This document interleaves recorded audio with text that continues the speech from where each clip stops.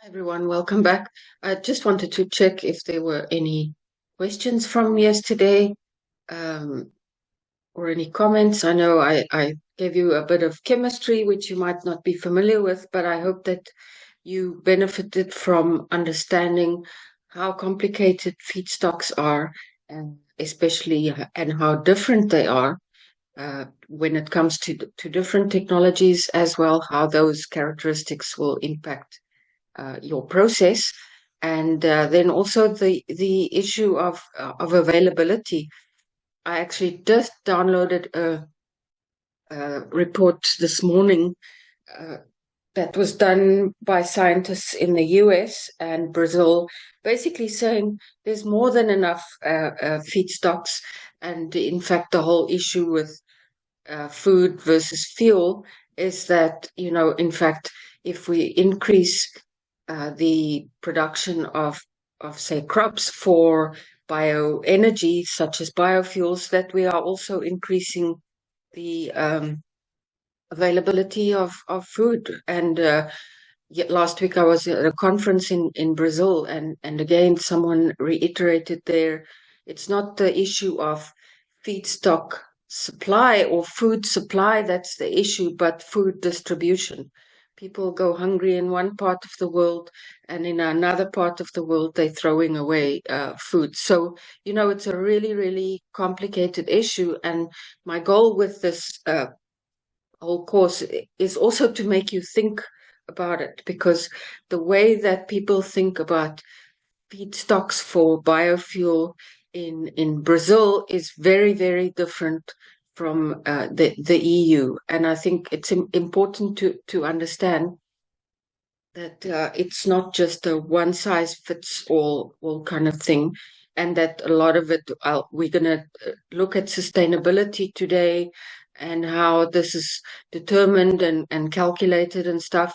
But I think it's important to realize that there's sustainability, and then there's also political decisions. So public perception can also determine what is acceptable or not, but it's not necessarily an issue of sustainability. So the first thing we're going to look at this morning or this afternoon, wherever you are, um, is the feedstock supply chain and logistics. So this is basically upstream of the refinery. And as I mentioned yesterday, feedstock doesn't seem to be such a sexy issue like technologies where, it seems really complicated and feedstocks seem really simple.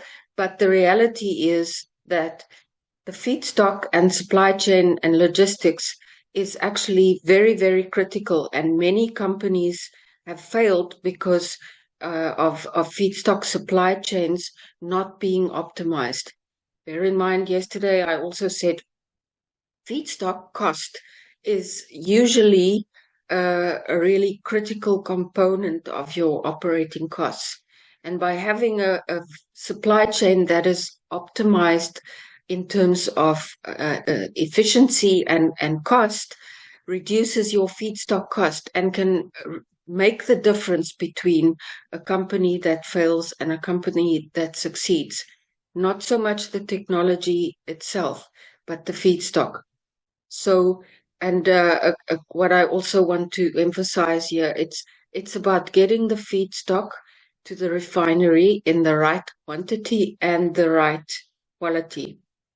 You can get your feedstock to the refinery, but if it's really poor quality, it's going to impact your yield and your overall economics. The right quantity, it refers to the volumes, but also the fact that if your facility is going to be operating for 20 years, you need to make sure that you have a feedstock supply that's secure for the 20 years. And I didn't even mention cost here, but cost is always going to be critical. And we're not doing it as part of this course, but what's really interesting is that a lot of people are now realizing, hang on, the downstream supply chain is also an issue. We are used to producing jet fuel in petroleum refineries, and we have pipelines and all sorts of things. But now suddenly you look at SAF, and it's going to be produced far away from those pipelines and the existing fuel supply chains and the whole access to the airport. All of these things are actually changing. So the downstream supply chain is also becoming an issue that has to be resolved again because of cost and efficiency. So we need to mature supply chains. And when we look at vegetable oils, corn, sugarcane, the ethanol, etc., all of these have established supply chains for harvesting and processing. It's been in place for decades and decades, and products are exported and transported across the world. So those are mature supply chains. But now we are looking at a whole new area of feedstocks, wastes, emerging oil crops, dedicated energy crops, agricultural residues, forest residues, and these all need new supply chains. So, and this might refer to harvesting equipment. For example, what you see down here, this is a specialized harvester to make bales that has been developed in for rice, because if you can imagine, rice is grown in very wet areas. So if you just take the regular baling equipment, it will completely destroy the whole field. So all of these things seem really uh, unimportant, not really complicated, but yet can actually make a difference between a company succeeding or failing. Crushing facilities, yesterday I spoke of that, that if you have a new crop, you may also need to put in place a crushing facility. So just growing the crop is not sufficient. Then you have transport to the facility, storage. Do you store it at the refinery? Do you store it somewhere else? Drying. If you use a technology such as gasification, a wet feedstock will completely, not be inefficient, because all of the temperature, all of the energy that you add will go into drying instead of gasifying. So it can really ruin your entire process. When it comes to residues such as agriculture or even energy crops such as miscanthus and switchgrass, you need baling. And then most of the technologies, so comminution means sort of grinding and size reduction. Most technologies need a small particle size. Whether you're making ethanol from agricultural residues, whether you're using gasification, pyrolysis, all of these technologies, you need to reduce the size in order to be able to use it. And depending on how far you want to transport it, you may need densification or even intermediate processing. So we need to establish dedicated supply chains to increase the availability and decrease the cost of feedstocks. It's not enough to just say we have the feedstocks. You have to actually solve these practical problems in order to get an effective SAF production going. So the supply chain is basically the complete system from producing and delivering a product. So it's the raw materials to final delivery. So it's the upstream from the refinery as well as the downstream. And the SAF supply chain is feedstock production, collection, transport to the SAF production, conversion, and then transport to the aircraft. And so it's obvious, but we need feedstock of sufficient quality and quantity, and there needs to be establishment of new supply chains, such as used cooking oil and so on. So there needs to also be research. RD&D stands for research, development, and demonstration. So we need this to reduce feedstock production, collection, transportation, and pre-processing costs. And supply chain design will also impact the cost and sustainability. For example, are you going to transport it with trucks? or you're going to transport it via barge or ship and all of that. And the costs will vary, and all of this will impact the final cost of your feedstock. So when we just look at forest residues and energy crops, so we have our regular, from the forest, we have logging taking place, and then we have the logs that are actually transported to the sawmill and so on. But then what do we do with all the residues? So usually the loggers, it gets piled up into these piles. But now it's a question of, okay, do you transport the piles as is? What kind of vehicle will you load it on? Do you want to chip it and grind it there? Or do you just chip it there and then grind it at the facility? Do you leave it there for 6 months to dry out first so that you don't transport all the water content, et cetera, et cetera? And as you know, it doesn't seem very, very complicated, but it is and can make a huge difference. So there's a question here from Maria. As demand for raw materials continue to rise and fluctuate in the coming years, it's understandable that many suppliers may be hesitant to commit to a 20-year product supply. However, you highlight the necessity of securing the supply for the project duration. What strategies can be employed to ensure this long-term supply? So yesterday I mentioned, for example, that we see this trend that the refineries themselves are actually investing in, say, a used cooking oil company. So because they are then the owner of the company, they can ensure that they have first priority on the supply. And for example, Neste owns used cooking oil collection companies in the US. Then we also looked at Eni in Italy, that is a petroleum refiner as well as a biofuel refiner. And they have invested in large-scale cultivation of oilseed crops in Africa that they will then be able to transport.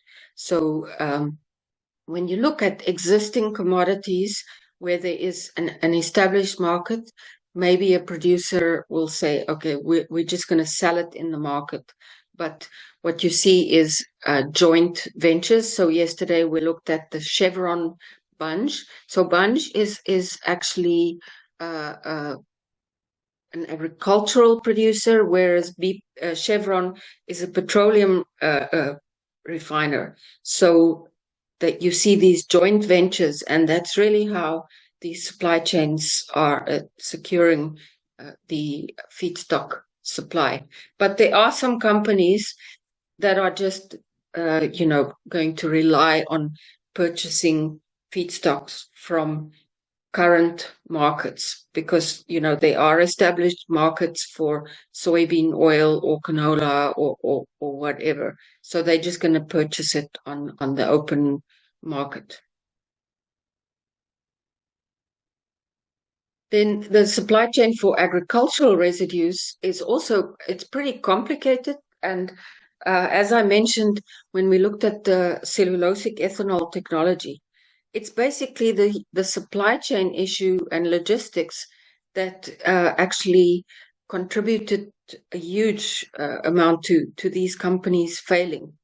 Because, you're harvesting the corn, and then they actually, so this is windrowing. And if you've ever seen, where they make hay for animal feed and stuff, they actually sort of rake it together into these windrows, then they leave it to dry out a little bit, and then the baler comes along to make the bales, which are then transported to a location for storage. So it's loaded up, transported, and then you have long-term storage, and here you have a biorefinery.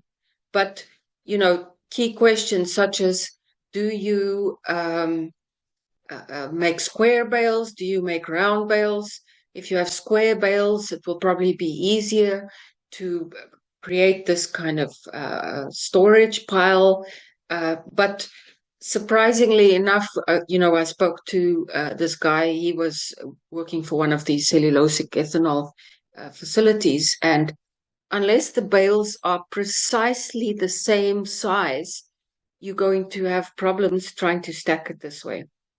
And your normal farmer is not really that precise. If you come to the end of a row, you're not going to worry about whether that bale is a little bit smaller. But with the cellulosic ethanol producers, it becomes critical because they have to have such a large amount.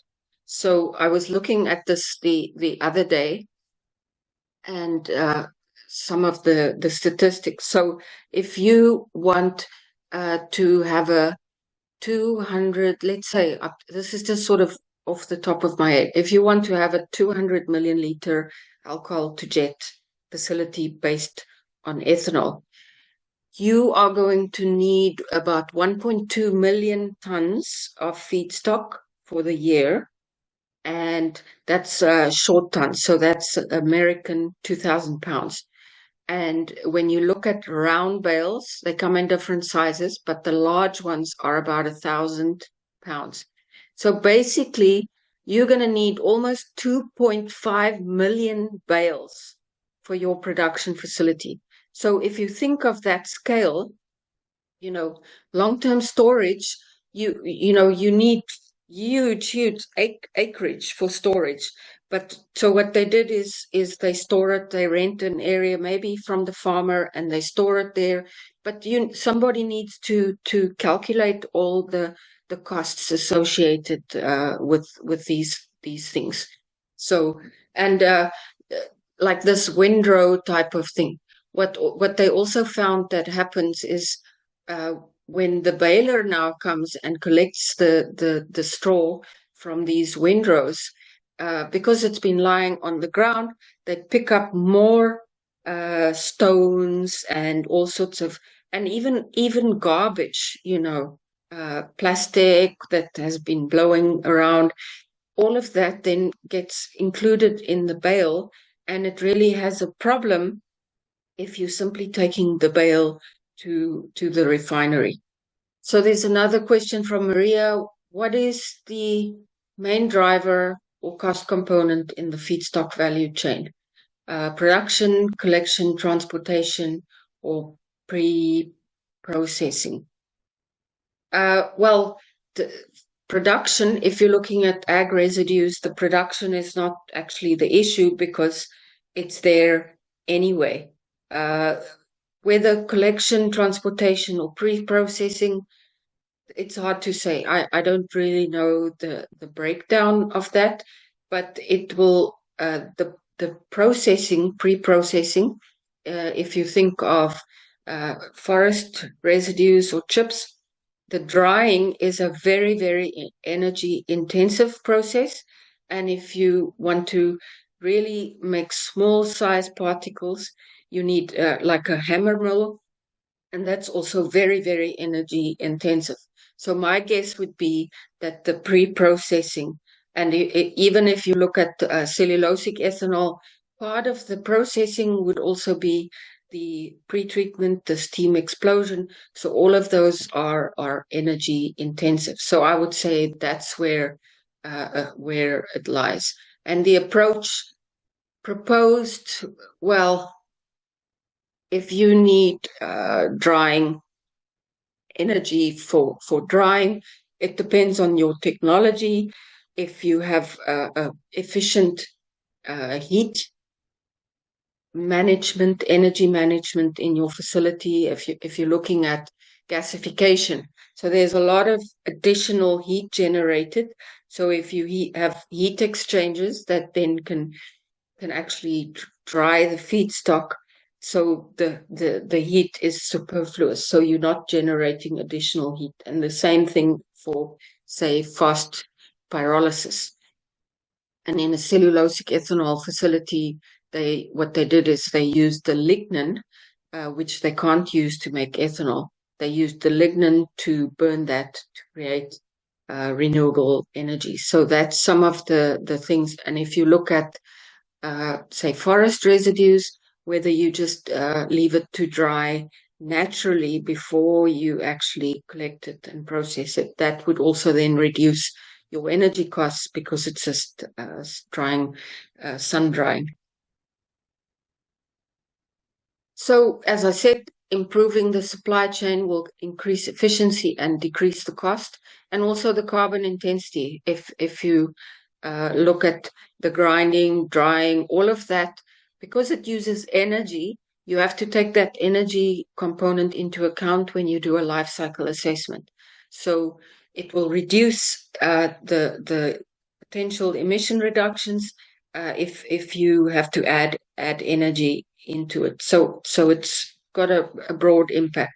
And as I said, yeah, lignocellulosic feedstocks, you need perhaps densification. So densification would mean if your forest residues, if you actually chip it in the forest so that it's already a small size, or the moisture reduction.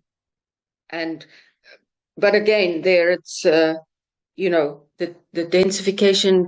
How much can you fit into a truck? What is the tonnage for different types of trucks, etc., etc.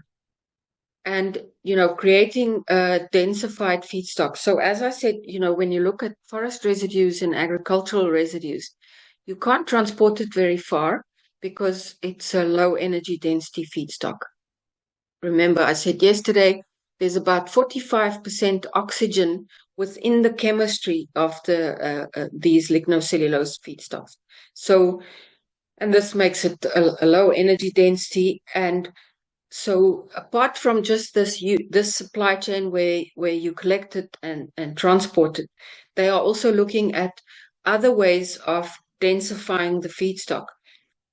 So compression, like the wood pellets, if you can actually compress it, then you have a more densified feedstock, and you will be transporting a larger number of tons than if it was not densified. Torrefaction is similar to the way that you would make charcoal. You basically heat it, but in the absence of oxygen, and then you can make pellets from the torrefied, or you can make a liquefaction. So if you use pyrolysis to make a bio oil or bio crude, then that liquid will be more dense than the feedstock itself. So for me, one of the things that is necessary, that needs to be looked at, and there's a lot of research going on about this, is if you can only access feedstocks within 100 kilometers, it means that this will determine the scale of your facility. But generally, that we know that if you have a larger facility, you can benefit from economies of scale. So if you can create a densified feedstock, not only will it reduce your transportation cost, but it will also allow you to have a larger scale facility, and will allow you to access a larger area for feedstock collection. And this, could have a lot of implications. So a conventional supply chain is really where you just collect the feedstocks and then you transport it to your biofuel production facility. But an advanced supply chain is, for example, where you have a depot method. So you actually transport the feedstocks to an intermediate location, and there it is processed, and then also in terms of quality. So what they did with the cellulosic ethanol facilities is they really just took the bales to the biofuel production facility. But now, if you can imagine bales, if you've ever, they actually tied up with twine. So now you get a big bale there, and now you have to first remove the twine, and then we know that there's some stone or sand or all sorts of other garbage in there. So the quality that arrives at the refinery is not very, very good. And that will actually impact the efficiency of processing and getting it within the facility. But if you actually shift the sort of pre-processing to a depot, a centralized facility, where you have the upstream processing, grinding, etc., where all the contaminants like stones are removed, and then you get a consistent quality, and then that is transported to the refinery. You can see the benefit of that. And then it's not really the refinery that is also responsible for the feedstock supply. They just have this intermediate feedstock supplier. The problem is, of course, that will make the feedstock more expensive. But what it will do is move the feedstock risk from the actual refinery to the intermediate depot facility and supplier.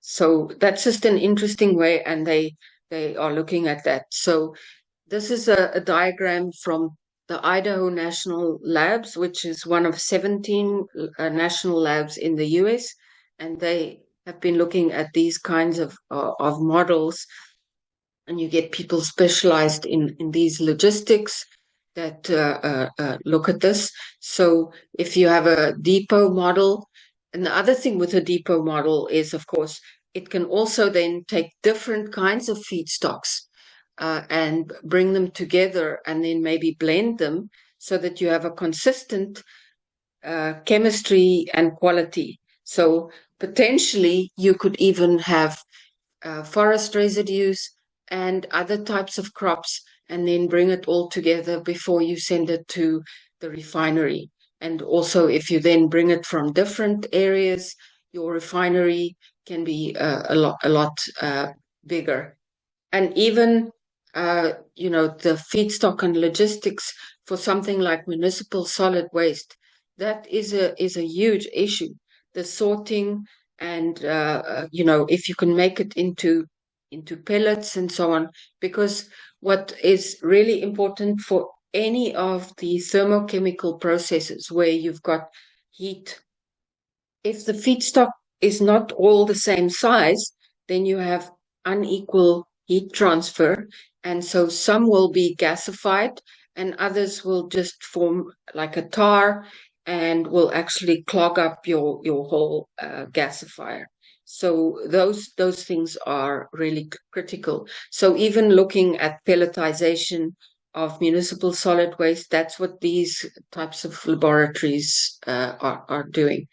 And because then you can have those economies of scale, it could potentially benefit the cost of the final SAF.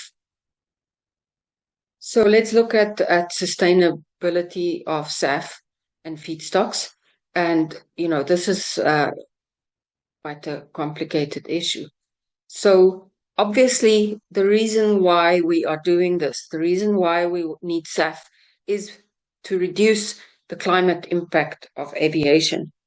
So it's critical that the SAF development must actually firstly achieve emission reductions, but also meet broader sustainability.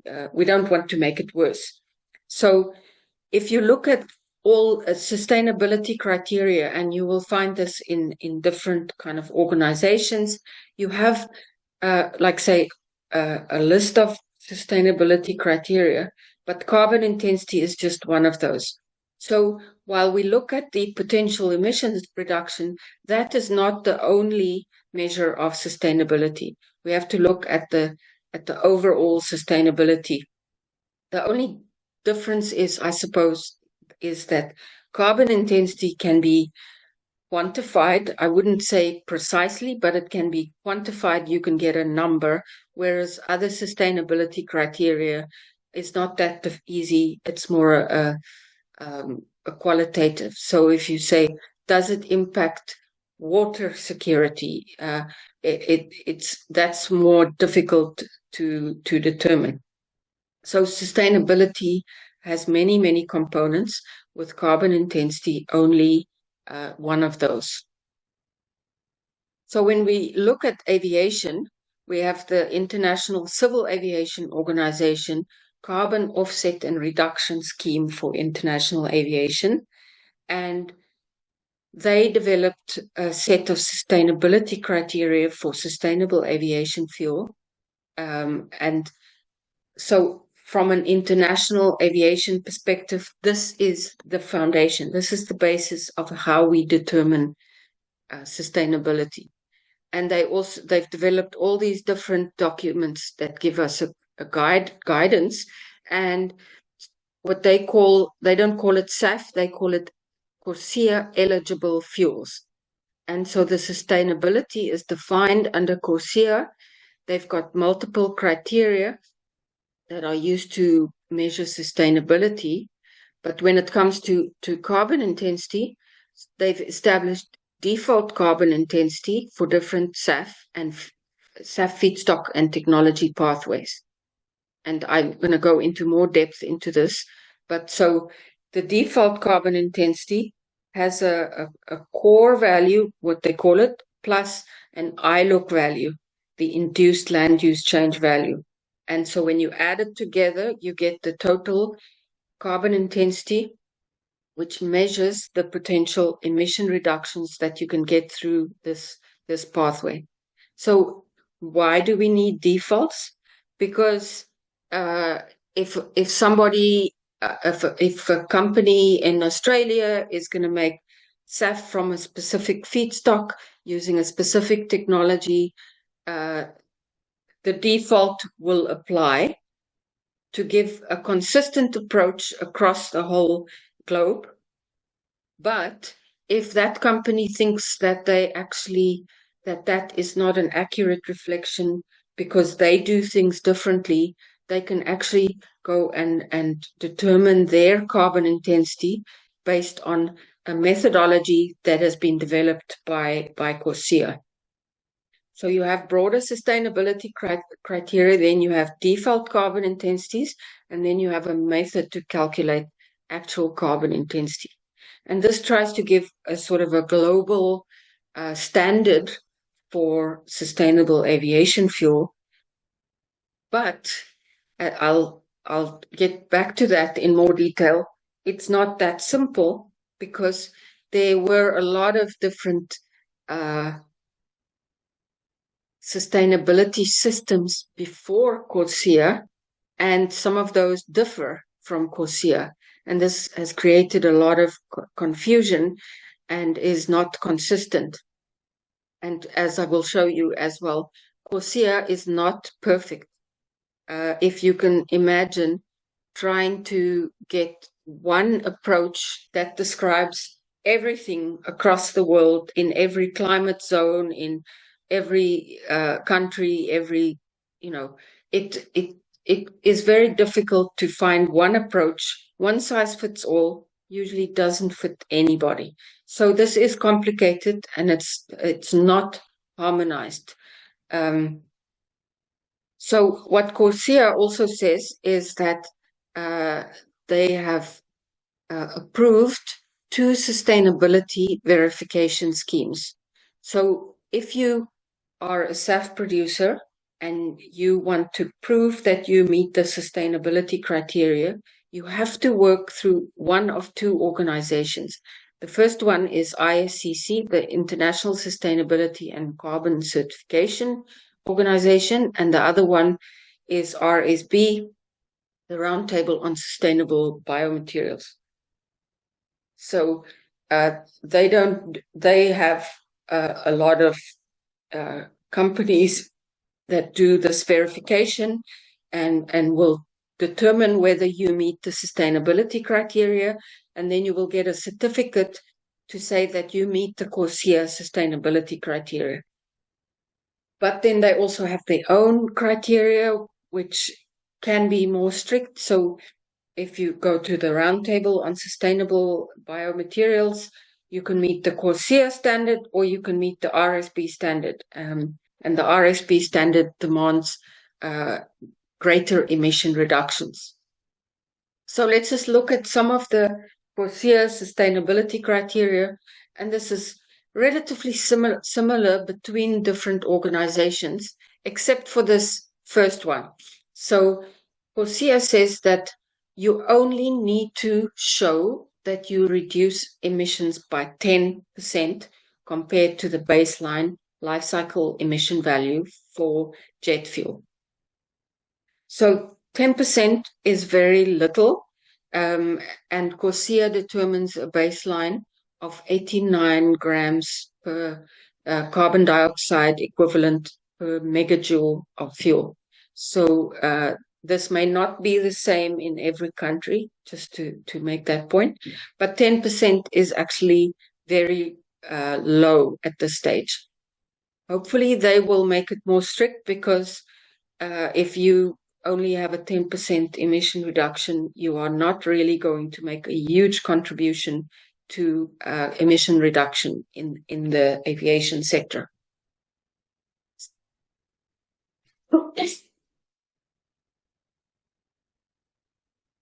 Secondly, carbon stock.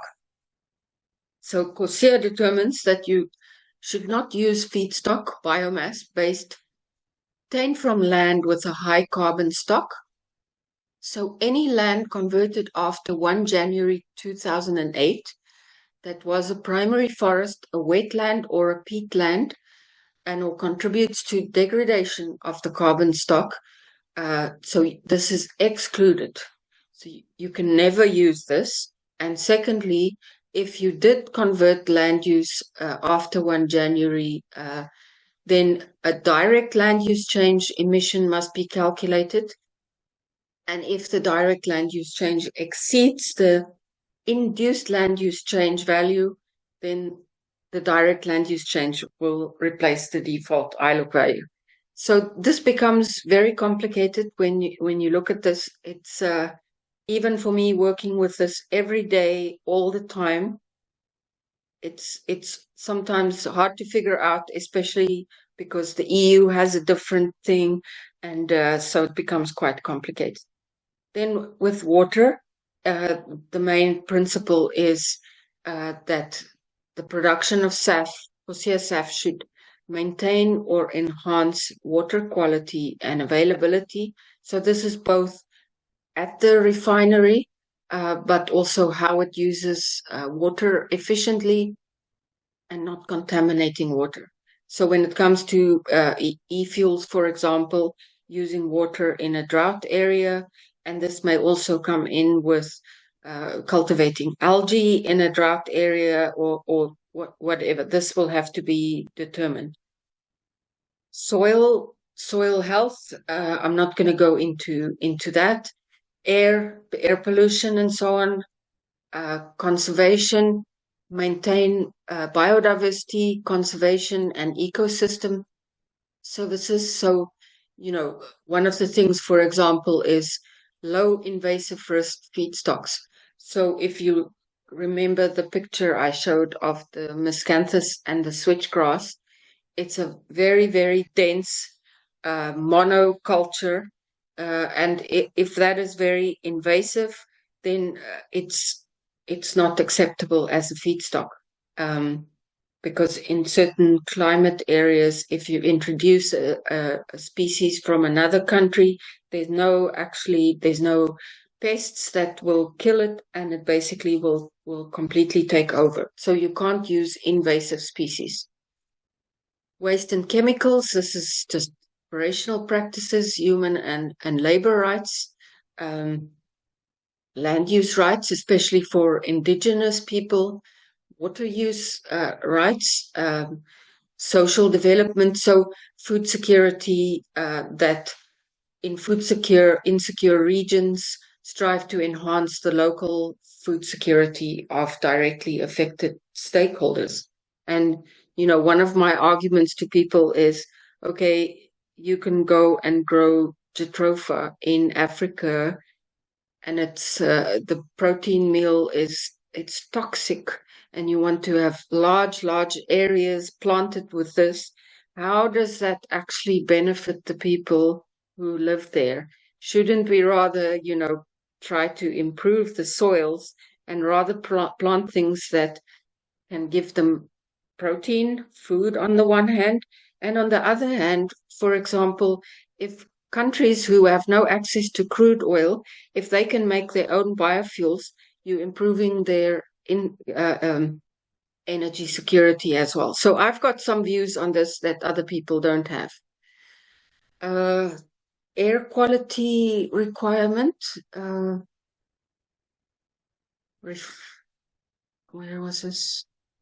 Air production should minimize negative effects on air quality. That would just be, not necessarily CO2 itself, but just other types of gases that may be produced, sulfur oxide, nitrogen oxides, and stuff like that. So normally every refinery will need permits. So they wouldn't be able to operate without permits. Though. So whatever country it is in, the regulations with regards to air pollution and permitting will have to be met. So let's go back to carbon intensity and the potential emission reductions. I don't know how familiar you are with life cycle assessment, so I'm just going to briefly talk about this. When we want to determine carbon intensity, we carry out a life cycle assessment, which is a methodology for assessing the environmental impacts associated with all stages of the life cycle of a product. So you take a thorough inventory of the energy and materials that are required across the industry value chain of the product, and you calculate the corresponding emissions to the environment. Aspects that are included would be fertilizer, diesel used by equipment during planting, harvesting, transportation, and obviously any energy within the fuel production facility. So the LCA will show the GHG emission reductions that can be achieved by a fuel, and the carbon intensity is measured in grams of CO2 equivalent per megajoule, and is measured against the CORSIA baseline, which is 89 grams of CO2 equivalent per megajoules. So that's important. We have a baseline. We measure ours, unless we are just going with the default. And then we can determine whether we have a 10, 20, 50, 80% reduction in emissions.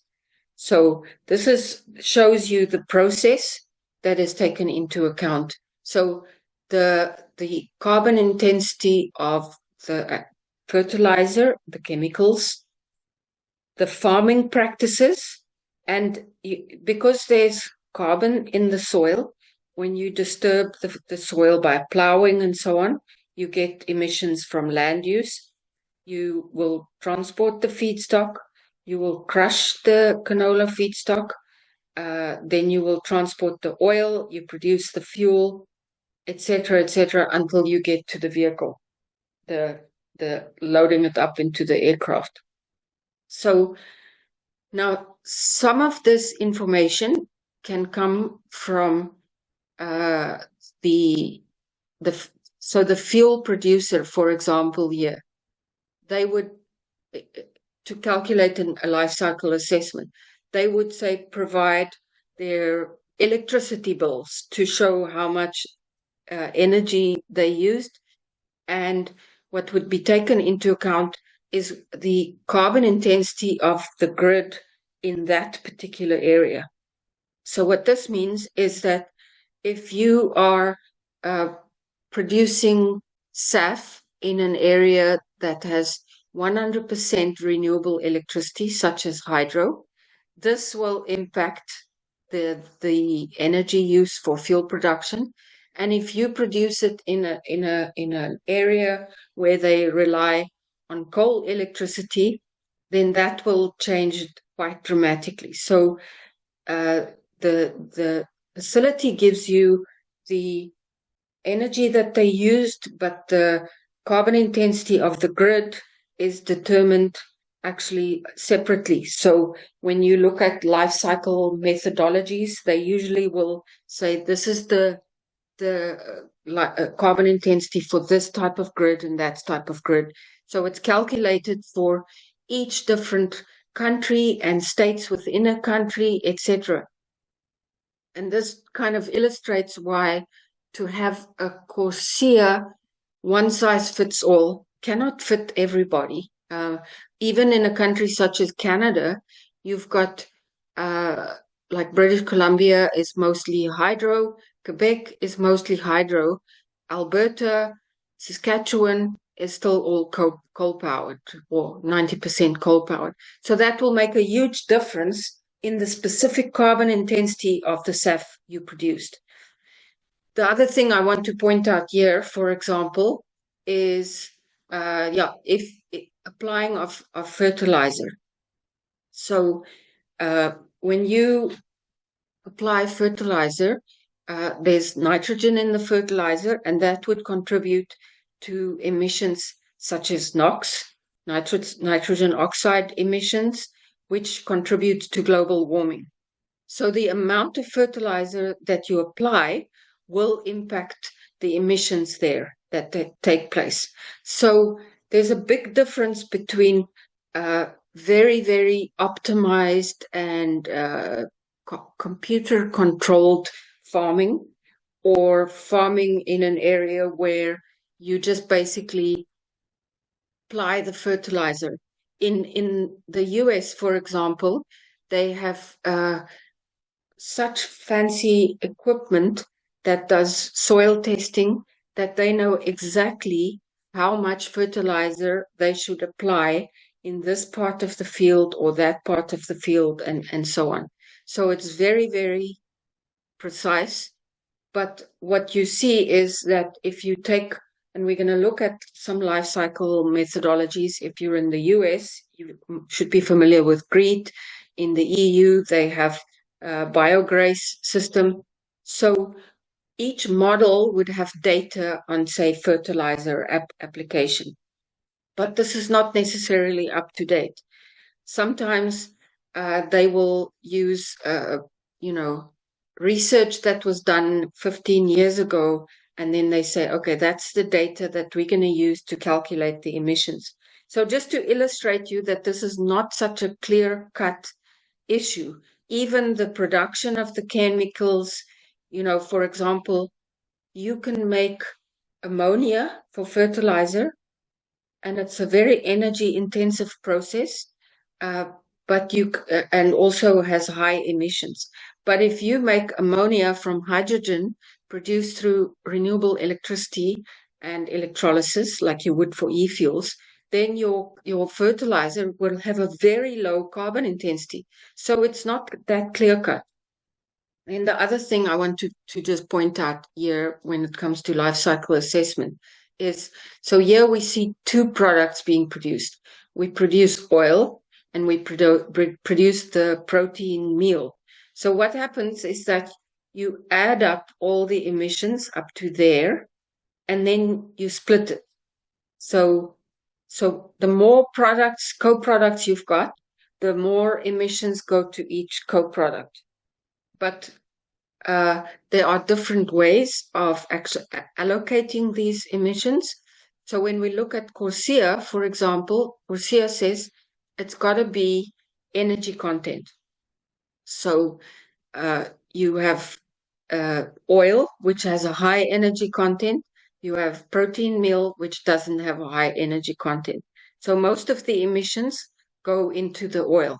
Now what happens, remember I showed you yesterday, if you look at soybeans, you only get about 20% oil, and then you get about 55% protein meal. So now, because the energy content of the protein meal is low and the energy content of the oil is high, what you see is that a lot of the emissions are allocated to the oil and not a lot of emissions allocated to the protein meal. But other types of LCA methods have a different system where they go by mass. So they say, okay, the mass of the oil, the mass of the protein meal. And what happens then? More emissions go to the meal than what would have happened if you used an energy allocation. So you use one method and you calculate a certain carbon intensity for your SAF. You use another method of allocation and you get another value. So what it looks like is it can be very confusing if you don't understand that. And that's what is, I think, creating confusion out there. Because, for example, and I'm going to come back to that, but to emphasize it, in the US, they are saying, hang on, we have very optimized agricultural practices. We only add a limited amount of fertilizer, so we shouldn't have the same value as what they would apply in, say, Brazil, because our equipment is more optimized and we don't do tilling practices the same way. We have no-till practices, and therefore we have less land use emissions. So that creates differences that I think make it confusing, but we realize that it's not as precise as we would like it to be. And a lot of the differences would come from, say, the grid electricity, the farming practices, the method of allocation, and so on. So that's why we get different numbers, and it looks like some people are trying to sort of fudge the system, but it's not like that. It's just because this is not a very precise, and it's not a one-size-fits-all kind of system. So when we look at the CORSIA LCA default, so as I said, we have default values for most feedstocks and technologies. So this is just for heifer. And what we have is a core value. So this is the value that was calculated as a one-size-fits-all for the whole world. And then this is an induced land use change value, which was calculated by a model. So you cannot measure induced land use change. It's a complicated model that determines, okay, if you take soybean oil in America and instead of, or take canola oil, because I don't think people really use soybean oil for food, I think. So take canola oil. If you don't sell it for food and you now use it for biofuel, are they going to have to plant? How is it going to impact the price? Are they going to have to plant more canola or other crops in a different part of the world? So that's basically the induced land use change. And this, they use a model that calculates this, but it's not precise. You cannot really know this. They make assumptions in their models. This is the part that is calculated. But what they did in CORSIA is they had a group of scientists and they basically used general values. So this is not precise for a particular facility. They said this is a kind of a general value. And that is how they came up with these. So this is the default life cycle assessment according to CORSIA. So we have tallow, used cooking oil, palm fatty acid, distillates, and what you can see, and even corn oil. So these, because it's a waste or a residue, it does not have any iLook value, and therefore you get really low carbon intensities. When you look at crops such as soybean oil, rapeseed oil, you have a high iLook value, so the final carbon intensity is quite high. So you see there's some differences between USA and Brazil and EU, and what they said is if the scientists from the EU came and their value differed from the global by more than 10%, then we will make a special category for EU. There's a question, hand raised. You want to ask your question? Yeah, it's just easier than writing this one. So we compare that LSF factor. That's what we compare with the 89, with the baseline. Yes. 89. And this is for pure 100%, right?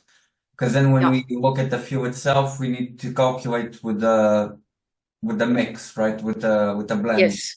Okay. Yes. So if you are a SAF producer, you say, but hang on, I do things very differently and I can get a value of 20 year, not 40, then you can use the CORSIA methodology to go and calculate your own value. So although these values don't look very good, it is possible to get a better value uh, based on your own practices. All right. So this is a really good paper that was published that shows you a comparison. So very important. This is only core values. There's no indirect land use change included here. So on this column, you have the technology. So alcohol, ethanol to jet, isobutanol to jet. SIP is synthesized isoparaffins, which is basically like farnesene production. You have HEFA, and then you have FT, which is Fischer-Tropsch. So then here you have the feedstock, and then municipal solid waste. NBC stands for non-biological content, and 40% non-biological content. So that means that the whole MSW is organic. It's renewable carbon, whereas here 40% is non-biologic. So it comes from, say, plastics that are not organic, not renewable carbon. And this column here shows you R for residue, which means ILUC of 0. W is a waste, B is a byproduct, and M is a main product, and C is a co-product. Okay, so here is our baseline, 89, and this is our core values. Then they've also shown you here, the green is feedstock cultivation and collection, the orange is transportation, the blue is feedstock to fuel production, the yellow, the tiny one, is fuel transportation, and the red is fuel combustion. So why do we only see red here in this one place? Because if you are combusting green carbon, renewable carbon, if you take the plant, this plant has grown over the last 10 or 20 years, or for residues like corn stover, it was just grown over this past year. So it took CO2 from the air, produced the plant, and now you're basically burning the carbon and you let it into the air. If because it's over a short period of time that cycle, the carbon cycle, has been taken up and released, it basically has a zero upon combustion. But if it's a fossil fuel, so it comes from crude oil, that was carbon that was deposited in the earth millions of years ago, and now you are releasing it. So your municipal solid waste with 40% non-biological content, therefore, has to have a component where that carbon is now released, and therefore it looks very different because you have to add that up. And this will show you there's a huge difference in terms of the feedstock cultivation and collection. And just going back, Maria, to your earlier question about the transport, collection and transport and stuff is actually quite small. The fuel production, feedstock to fuel production, has a larger component, but it's basically the feedstock cultivation and collection and the fuel production. So, this just gives you an idea how these things compare. And what I would like to just point out, if you are in the EU or you are a potential SAF producer, the EU regulations for renewable fuels of non-biological origin and recycled carbon fuels are it's a different calculation to CORSIA. So these values will look quite different under those two regulations, but I'm just giving you the information for CORSIA. Here, for example, just to show you, so palm oil can be grown either with a closed pond system or an open pond system. And this is closed pond means you are capturing the methane from the waste, whereas an open pond, the methane is released into the air, which contributes to greenhouse gas emissions. That's why there's such a big difference. Yeah, so there's a huge difference here. For example, if you have let's look here, ethanol to jet from sugarcane and ethanol to jet from corn grain. There's a massive difference, and this really should show you that you can't treat sugarcane and corn in exactly the same way. So there's a question from Maria. I understand that CORSIA is currently voluntary, but what will happen in the future when it becomes mandatory? How will it interact and align with other mandatory markets, such as the biofuels market in Europe, which has different product requirements? Do these certification systems cover both? So yes, the CORSIA, and I'm not sure if everyone's familiar with it, but the CORSIA was originally designed as a carbon offset scheme, which was it came into force during I think over the last few years in a pilot phase, and then I think it's going into a voluntary phase now, and then there's a compulsory phase. So what CORSIA was basically that airlines and the states that belong to are members of ICAO agreed that from 2020 they want to have carbon neutral growth, and that any growth above and beyond carbon neutral, airlines would have to purchase offsets in order to meet the carbon neutral. And then they said, well, we can actually use SAF instead of buying carbon offsets. So they developed this eligible fuel system and brought into place the regulations for default values, etc., so that airlines could use SAF to offset the CORSIA obligations. So, but now CORSIA has sort of developed a global system, and there's a general recognition that we want to have a system that can be applied across the board. So the CORSIA SAF issue has sort of taken on a different role to what it originally was supposed to occupy. And it is also part of the reason why it's actually not quite, it doesn't meet everybody's standards, because it's not complete. It's not actually accurate in some ways. There's some stuff left out, gaps and things. So the other thing that happened is that because of COVID, what they said is the CORSIA baseline for carbon neutral growth would be determined based on 2019 and 2020 airline passenger volumes. And then COVID hit.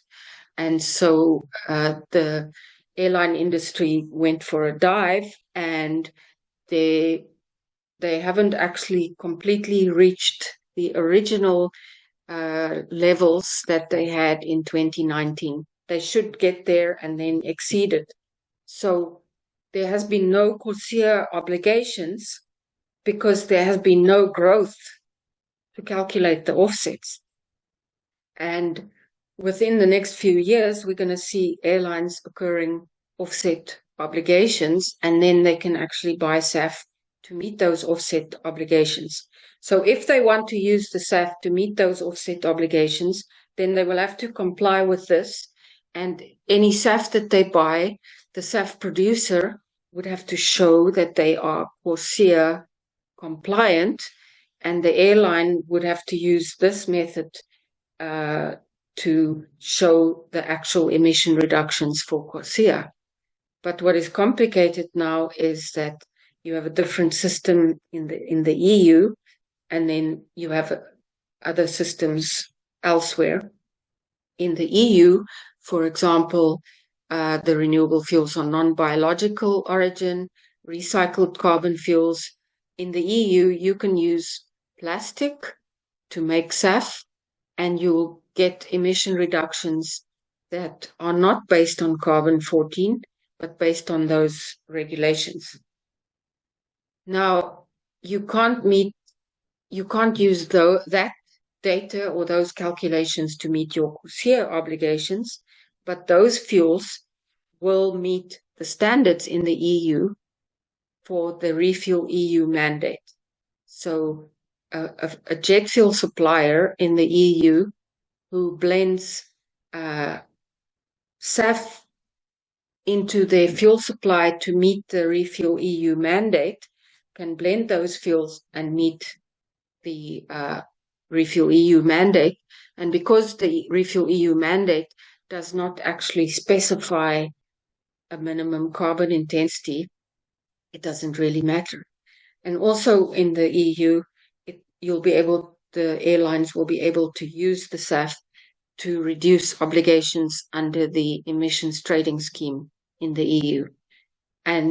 But the reality is that different systems may apply, and that a SAF producer may have to have different values calculated under different schemes. So it's actually very confusing, and it's not harmonized at all. It's not treated the same. And even in the EU, you can't use sugarcane ethanol to jet because that's not allowed as a feedstock under the Refuel EU mandate. But you can use it in the US, you can use it in Brazil, and a lot of other places. So it is very, very confusing, and it's possible that SAF producers may have to have 3 or 4 different calculations under different systems, which will apply differently and have a different result. I hope that explained. It was a very long explanation.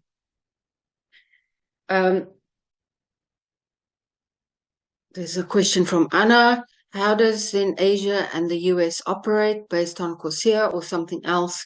And how does CORSIA compare to, e.g., GREET? So you see in both for Asia and the US, they will all airlines. So ICAO, I think, has 192 member states, and they have agreed on CORSIA. Now, some of those states will not have to comply with CORSIA, and therefore airlines will not need to have offsets. But in general, let's just say airlines will have to comply with CORSIA and on a mandatory basis, and therefore they will need to know, based on CORSIA certified SAF, how they can meet those obligations. If there's a different policy within that country, so let's look at GREET. In the US, GREET is important not for meeting CORSIA obligations. GREET is important for accessing incentives under the Renewable Fuel Standard and under the Inflation Reduction Act. And if you're in California, you have a special California GREET model, and then you would have to comply. So it depends where you want to produce it and where you want to sell it. If you want to produce SAF in the US so that you can access incentives under the Inflation Reduction Act, then you you can calculate that under GREET in order to meet those incentives. But if you want to export it to the EU, then you have to comply with the EU regulations. Otherwise, no one is going to buy it. So I don't know if that makes sense, but as you can see, it's very complicated. So I mentioned CORSIA has this issue of direct and indirect land use change. So if you have a direct land use change is where you actually go and cultivate a new land area and you generate direct land use change. But then the whole issue of indirect land use change, it's not about directly cultivating and starting to produce on new land areas, but it's indirect. It will happen somewhere else in the world.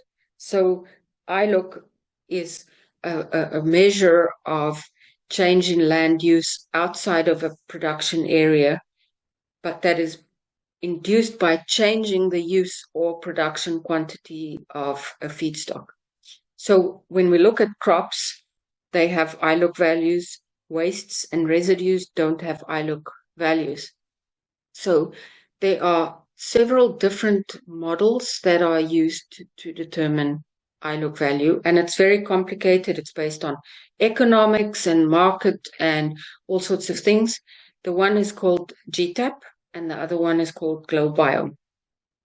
And what they did with CORSIA, and there's a published paper that explains how they calculated these things in CORSIA. So they said, okay, we have GTAP, we have GLOBIOME. What we're going to do is just take the average of the two and say that's the ILUC value for the defaults. That's all they did. So again, one size fits all. Does it fit anybody? So in the US, if you look at the GREET model and the California GREET model, there are some additional models that are used for determining ILUC. So yeah, it becomes very complicated, but ILUC, you cannot ever measure it directly. It's calculated based on a model that tries to predict what's going to happen in other parts of the world. So I'm going to just go through different feedstocks and technology pathways, and then we just compare it. So this is just for the HEFA pathway based on fats and oils. So we have the core and the ILUC, and here are the main values. And so, as I said, here for wastes, you've got a 0 value, and then palm oil. So as you can see, if you have palm oil with an open pond, you can't meet the CORSIA standard because it's 10 grams above the baseline. If you look at palm oil, where you have the palm oil mill effluent treated in anaerobic ponds, and because anaerobic digestion produces methane. So if you capture that methane and it's not released into the atmosphere, you get a much lower value, and you can actually meet the CORSIA standard. I know palm oil, I'm not saying palm oil is good. What I'm saying is, if you just look at the CORSIA standard, palm oil can meet the CORSIA standard, and therefore, there's a huge difference between, say, EU perception and regulation of feedstocks and what happens elsewhere. If you look here, we've looked at soybean oil and rapeseed oil. So rapeseed oil is called canola in Canada. And here we look at some of the emerging crops, the non-food oilseed crops. So the Brassica carinata oil, we've got Brazil, US, and global, and it's really, really good values. And part of it is we get this negative ILUC value. And that's partly because it restores organic carbon into the soil. So there's a type of carbon capture in the soil. and this therefore is reflected here and gives you a very good value. But if you look just here, this is not much. The core value is not actually very different from, say, the cultivation of soybean oil. So because they still maybe need fertilizer and so on. Camelina is also good, but not as good as Carinata. That might be linked to yields and so on. Jatropha oil in India. Now, this is quite interesting. So, remember, we said the protein meal is toxic. So, if it's toxic, you can't use it for animal food. So, you can use it as a fertilizer, or you can use it, burn it to create electricity. And then you don't get a great value. But if you actually detoxify the meal and you can sell it as animal feed, then you get a much better value. So just to show you the big differences. And remember, this is just the defaults. And, although we say used cooking oil is fantastic and it gives you a very low carbon intensity, the reality is that what's happening in Europe is that most of the used cooking oil is imported, and most of those imports come from China, and it's very clear that there's fraudulent practices going on because remember yesterday I said used cooking oil, you can't just increase the volumes. It's pretty static, and there's, you can go and find data that tells you, okay, in this country, we can estimate so much used cooking oil per capita, and therefore you have a pretty good idea what should be possible for a country.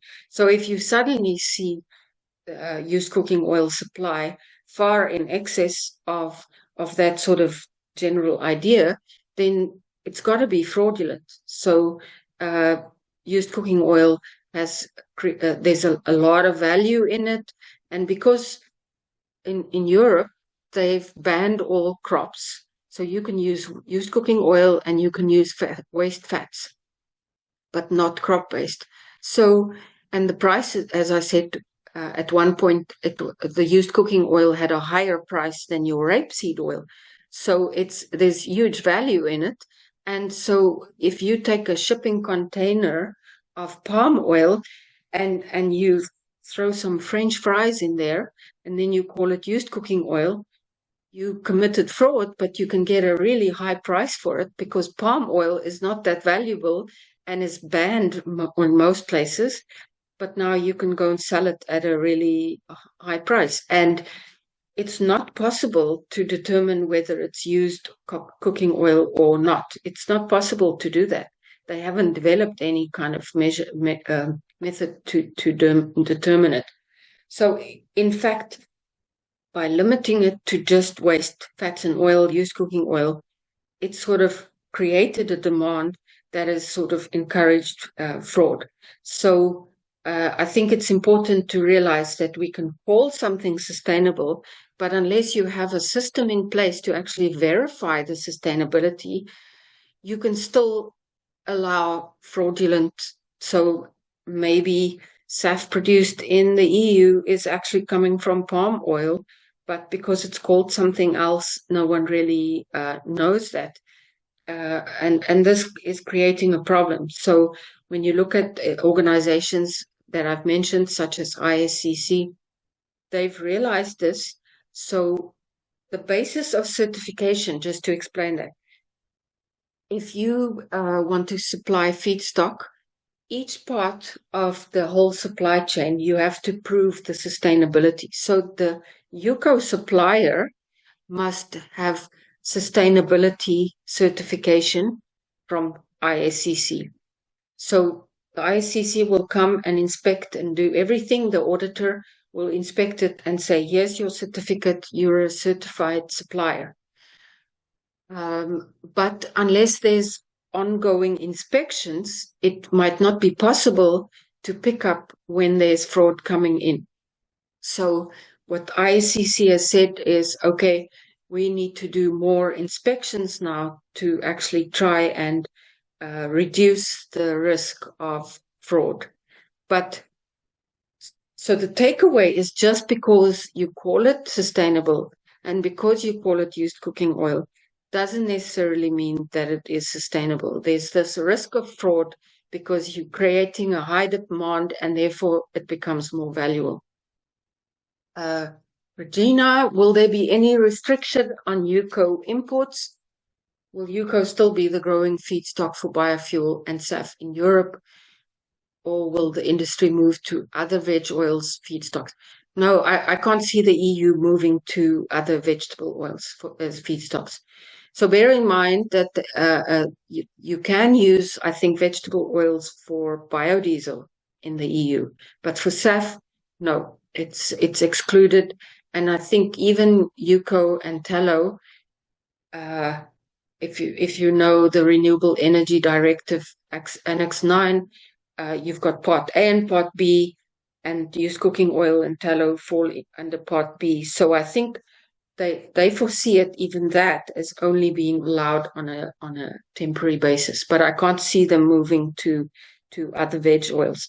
But certainly, companies all around the world are going to be producing SAF based on vegetable oils. Companies won't be able to export it to the EU.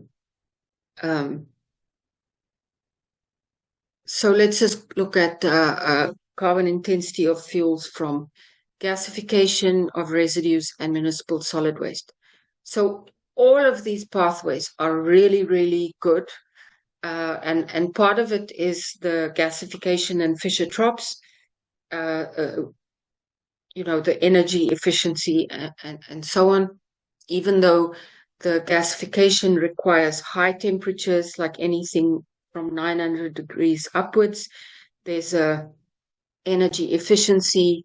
The excess energy and heat is used in the rest of the facility, and because it's just at the beginning that you add the energy, and then it's kind of sustains it because it's operating on a continuous basis. So all of these are really, really good.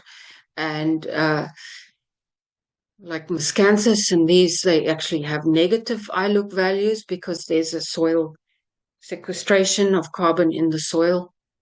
Municipal solid waste, as I mentioned, the value depends on the non-biological content. So if you have 100% non-biological content, you're not going to get a good emission reduction or carbon intensity. There are some emission credits possible. For example, I think emission credits based on a recycling credit. So if you are separating recyclable materials, you can get a credit. And also if you have, you could get other credits for avoided methane emissions. So if you have a landfill, there's degradation taking place. It might be slow, but it produces methane. So if you are using that to make fuel, you are avoiding that methane being released. And methane is actually worse than carbon dioxide from a GHG perspective. And so you can get a methane avoided emissions methane emissions credit. So let's just look at ethanol to jet pathways. So when you look at corn on a global basis, it doesn't give you any emission reductions, and even corn on a US basis, no emission reductions. And the iLUC values are quite high, but it's really the production year. But of course, in the US, they think there are companies, there are farmers and so on, they can achieve 50% reduction based on the US GREET model that was approved recently under the Inflation Reduction Act. But I'll talk about that in a minute. And then we look at sugarcane. Just look how amazing these values are. Sugarcane ethanol can give you about the 50%, 57% reduction. So If you can go and make ethanol from agricultural residues, second generation ethanol, and then get 65%. This will cost you 2 to 3 times more than that. So the sustainability, the emission reduction, so you exclude sugarcane ethanol because it's a crop, but you want everything to produce from agricultural residues, even though this technology is not actually there at the commercial availability of this ethanol. There's just hardly anything. So I don't know. I question whether that makes sense. Forest residues, ethanol to jet can get quite low values. So verifying sustainability, I've already said that under CORSIA there are only 2 approved schemes at the moment. So any other scheme can come and apply to get accredited under CORSIA. So what has to be certified as sustainable? There has to be a chain of custody. So you have to have a record of transfer from the feedstock producer to the processor, transport, everything. There has to be a record, a chain of custody record.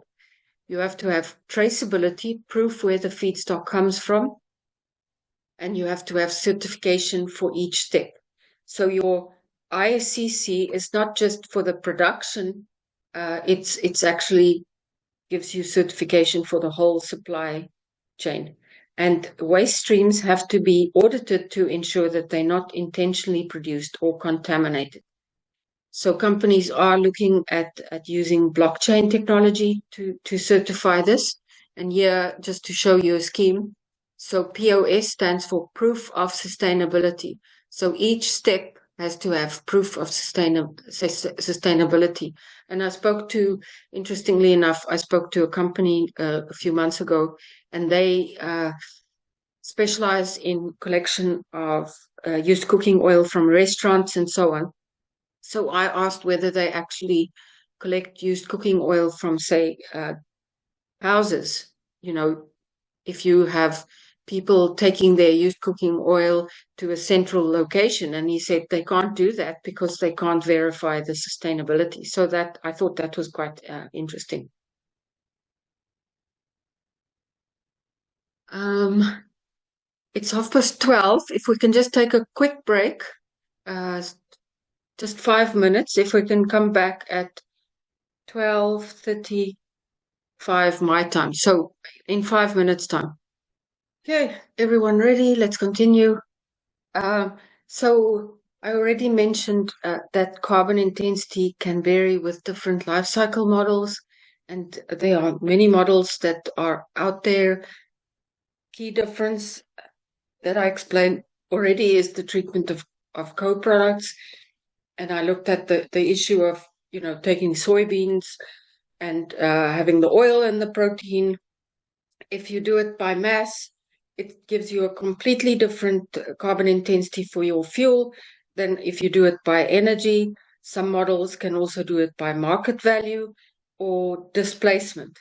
Displacement substitution, meaning, and substitution is really, or displacement is what is used in the EU for recycled carbon fuels. So what they are saying is, if we use plastics to make fuel, it is better than to incinerate it, because incineration uses a lot of energy, and therefore it does give a carbon intensity reduction compared to when we have to incinerate it. So that's really what displacement means. In some cases, the GREET model, for example, can use a hybrid type of thing, energy and mass, or depending on the situation. In the case of soybeans, for example, because the protein is far, far bigger than the oil, a mass allocation would be more a fair basis on which to split the emissions up to this point. But this can have a dramatic difference in the outcome. And even in terms of oils and stuff, it depends what it is replacing. if you use the oil normally in a very, very high value application and or that is normally used or produced using fossil fuel, then, the displacement can give you a really low carbon intensity, which is completely different to any of the other methods. Another big difference is the underlying data in the models, which we have to realize that, the farmer can say how much fertilizer he applies if he wants an actual calculation, but there will be huge differences in fertilizer applications depending on whether the soil is actually tested or not. But in some cases, data in these models are used from 10, 15, 20 years ago, and that is not necessarily an accurate reflection of the energy inputs.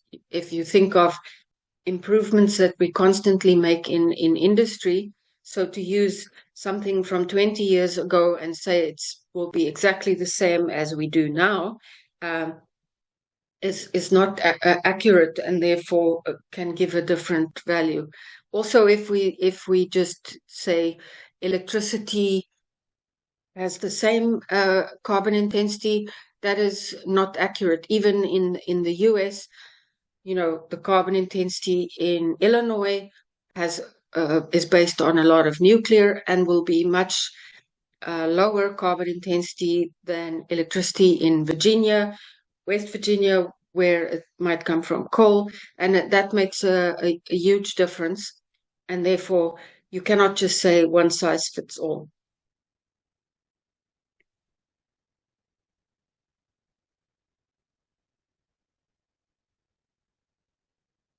So the different models, the ISO model is sort of a generic model that's around for a long time. Engineering has been using CIMA Pro or some of those. Then you have specific LCA models just for biofuels. You've got the US, the Argonne GREET model. The California took the GREET model and changed it. So there's a specific way of calculating things under California. Canada used to use what they call the GH Genius model, but now they use an open LCA model under the Canada Clean Fuel regulations. But confusingly enough, British Columbia still uses the GH Genius model.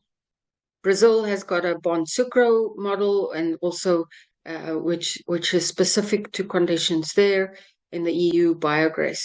So assumptions can vary, but also underlying data.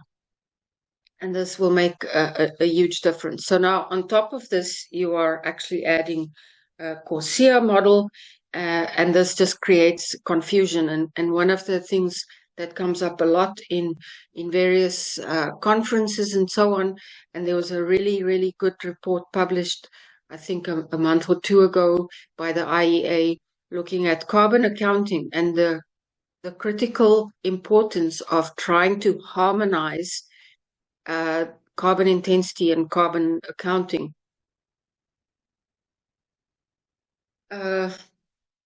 So under CORSIA, when you get different products, co-products, the allocation is based on energy. And all these technologies produce not just in the supply chain, but even within the fuel production. You get jet fuel, diesel, naphtha, and then you allocate it based on an energy content. But there are a lot of regional differences, and that comes in with the data. Agricultural practices, one of the things I mentioned is whether you practice tilling or no tilling has a huge difference in the land use emissions from your farming. Electricity mix, transportation distances can all have a significant impact, and even the type of transportation that you use. So if you are transporting your jet fuel or your SAF via pipeline, or if you send it by truck, there's an enormous difference in the carbon intensity. And of course, shipping is after pipeline, shipping is the lowest, and then you get rail. But by truck is the worst, and that's also, remember I said mature supply chains. You don't want to use the transportation method that is the most expensive as well as the highest carbon intensity, and that would be trucking. So, but the pipelines are not where the biofuel facilities are, so we need to kind of reinvent the downstream supply chain. CORSIA uses some region-specific pathways, but only, as I said, they came up with a kind of an average value, and if a country came and said, hang on, our value is more than 10% different, then they developed like a EU one or a US one or a Brazilian one, but otherwise it's just that one size fits all. And the ILUC emissions, as I said, it's a complicated calculation based on interactions between commodity markets, connections between agricultural and non-agricultural markets, international trade, and all sorts of things. And there are different models that give completely different results. So this is all just can be very confusing. And within CORSIA, the actual methodology that you can use, they talk about low ILUC feedstocks. So normally, induced land use change will apply unless you can show that you have a low ILUC feedstock. And that is, for example, if you use certain types of land or certain land management practices, etc., that can contribute to low risk for land use change. One of the things, for example, is marginal land or degraded land, for example. If you can use marginal land that is not good enough to grow normal crops, that would not have induced land use change. But in each case, it has to be certified specifically. And yeah, so two other approaches also for low land use change is a yield increase approach, and as I mentioned, an unused land approach. So if you can increase the yield, if you produce a crop that is then used for biofuels, if you can increase the yield, then that portion of the yield increase is considered low land use change risk. But only the difference between the yield before and the yield after. So it can have some benefits to reduce the carbon intensity. So crops grown on marginal lands is seen as a huge opportunity. And why would we have marginal lands? It might be degraded. For example, fertilizer application, minerals, and so on can make the land unusable. There might be pollution or all sorts of things, but it's not always clearly defined. But what they say is, oh, we have these wonderful energy crops, and we have like jatropha can grow on marginal land. We can grow miscanthus on marginal land and all that. But marginal land is not generally clearly defined. It's land that isn't being used for current production or is of such poor quality that it's unsuitable for modern intensive cropping system.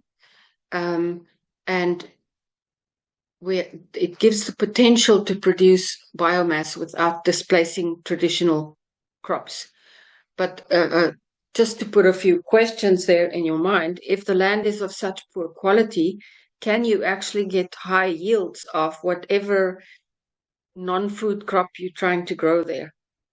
Do you still have to put high fertilizer inputs? And if you go and you explore a new type of crop that can grow on marginal land, are the yields that they give you based on actual yield from those lands. If you go and grow a crop on fertile soil, you're obviously going to get great yields.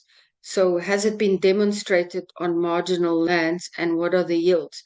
And believe me, the yield of your crop can have a huge impact on the cost of the feedstock.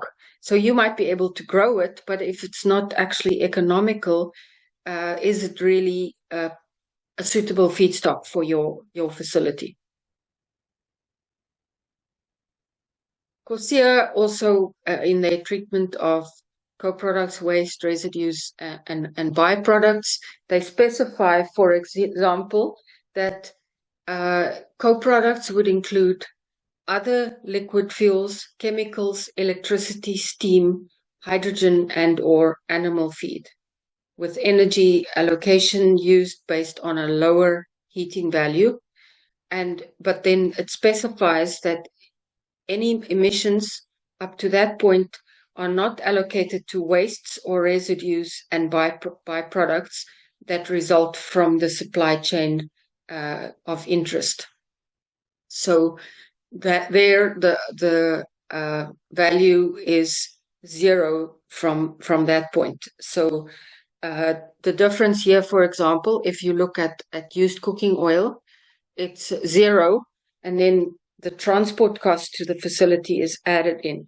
If you look at tallow, which is fat coming from, say, an abattoir, there is emissions associated with the rendering before the rendered fat is then transported. So that's why tallow has a higher carbon intensity than UCO. So any collection, recovery, extraction, and processing shall be included. Emission credits, I mentioned that there can be negative emissions for municipal solid waste based on avoided landfill emissions credits, as well as recycling emission credit. But you have to demonstrate that the emission credits are permanent, directly attributable to the SAF production, and exceeds any emission reductions required by law or regulation or legally binding, and also to avoid double counting of benefits, and exceed emission reductions that would otherwise occur in a business as usual scenario. So again, it can become quite complicated. At this stage, CORSIA does not include carbon capture and storage as a credit. So if you, for example, look at ethanol production, so the yeast that is producing the ethanol releases carbon dioxide in the air. So if you put in carbon capture and storage at a ethanol facility, you cannot get credit to reduce your carbon intensity of your jet fuel based on that. But in the US GREET model, you can. So CORSIA is not perfect. It tries to give a harmonized global thing, but it has to be updated. And this is ongoing. It's just a slower process. So my view is that we have to keep improving CORSIA, because we do need some kind of a global system at least. But I think what is important to realize, we have those defaults, but we can't just say, oh, that default shows that we can never use this crop, or that it's always going to be bad. It doesn't work like that, because the carbon intensity is not static. The SAF producer can implement practices to reduce the carbon intensity. For example, just at the production facility, you can change the electricity source that you're using from fossil-based to renewable energy. So companies like Gevo, for example, they are solar farms and wind that supply energy for the production, and therefore it reduces their carbon intensity, because it will be very, very low, the electricity that they use. Every single SAF production process also uses hydrogen, and about 90 more than 90% of all hydrogen in the world is produced from natural gas, usually through a process called steam reforming that releases carbon dioxide. So it's not a very environmentally friendly process, plus it uses natural gas, which is fossil based. So if you can make hydrogen from a renewable source, either from biogas rather than natural gas, or you can produce it with renewable electricity and electrolysis of water.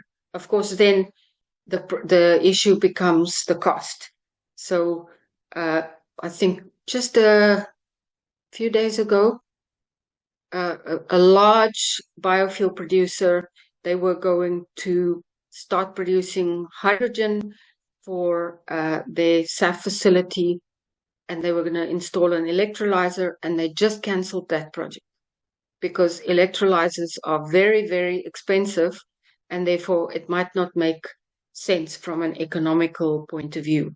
But it can definitely have a huge impact on reducing the carbon intensity of your fuel, with some more than others. Remember, I said all oxygen in any feedstock has to be removed with hydrogen if you upgrade it. So vegetable oils, used cooking oil, only has about 11% oxygen.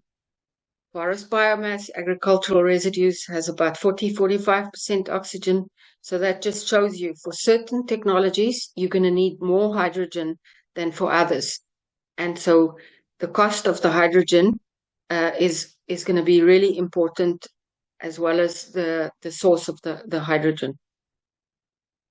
You can also reduce your carbon intensity by increasing the number of co-products. And yesterday I mentioned, for example, when they started originally making ethanol from corn, they just basically, ground it up and then they fermented it and they produced ethanol. These days, ethanol facilities have become very, very specialized. They extract the oil from the kernels. They use the cob and the cellulose in the kernel. It's much, much easier to access than cellulose from this corn stover itself. So they can make 1.5 generation ethanol. They've got the corn oil. They make dried distillers grains that they can sell. So there's all of these different ones. And then they can even add carbon capture and storage, or some companies are looking at capturing the carbon and then using it for e-fuel production. So the more sophisticated the production process becomes, the more co-products you can generate, the more you will split the emissions between those co-products, and the lower the emissions will be for your SAF that you produced. You can also include integrated waste management strategies. So most of these productions facilities or processes produce water. And because there is carbon usually in the water, you have to treat the water before you can discharge the clean water into the rivers or whatever. And depending on the process that you use, remember I said with palm oil, mill effluent, if they just discharge it into an open pond, it will generate methane emissions. And if you close the pond and collect the emissions, then it dramatically reduces your carbon intensity. And this also applies for other types of waste. So if you can, use the wastewater in anaerobic digestion, you can create biogas, which is an unpurified form of biomethane. And then you can use that you can burn it to generate electricity and heat for your production process. So then it's integrated, and you're accessing less electricity from the grid or wherever you're getting it. This is also something that, for example, the company Gevo is doing, which means that even though they are using corn to produce ethanol, which they're going to turn into jet, they have all these different steps that they've implemented that will reduce their carbon intensity.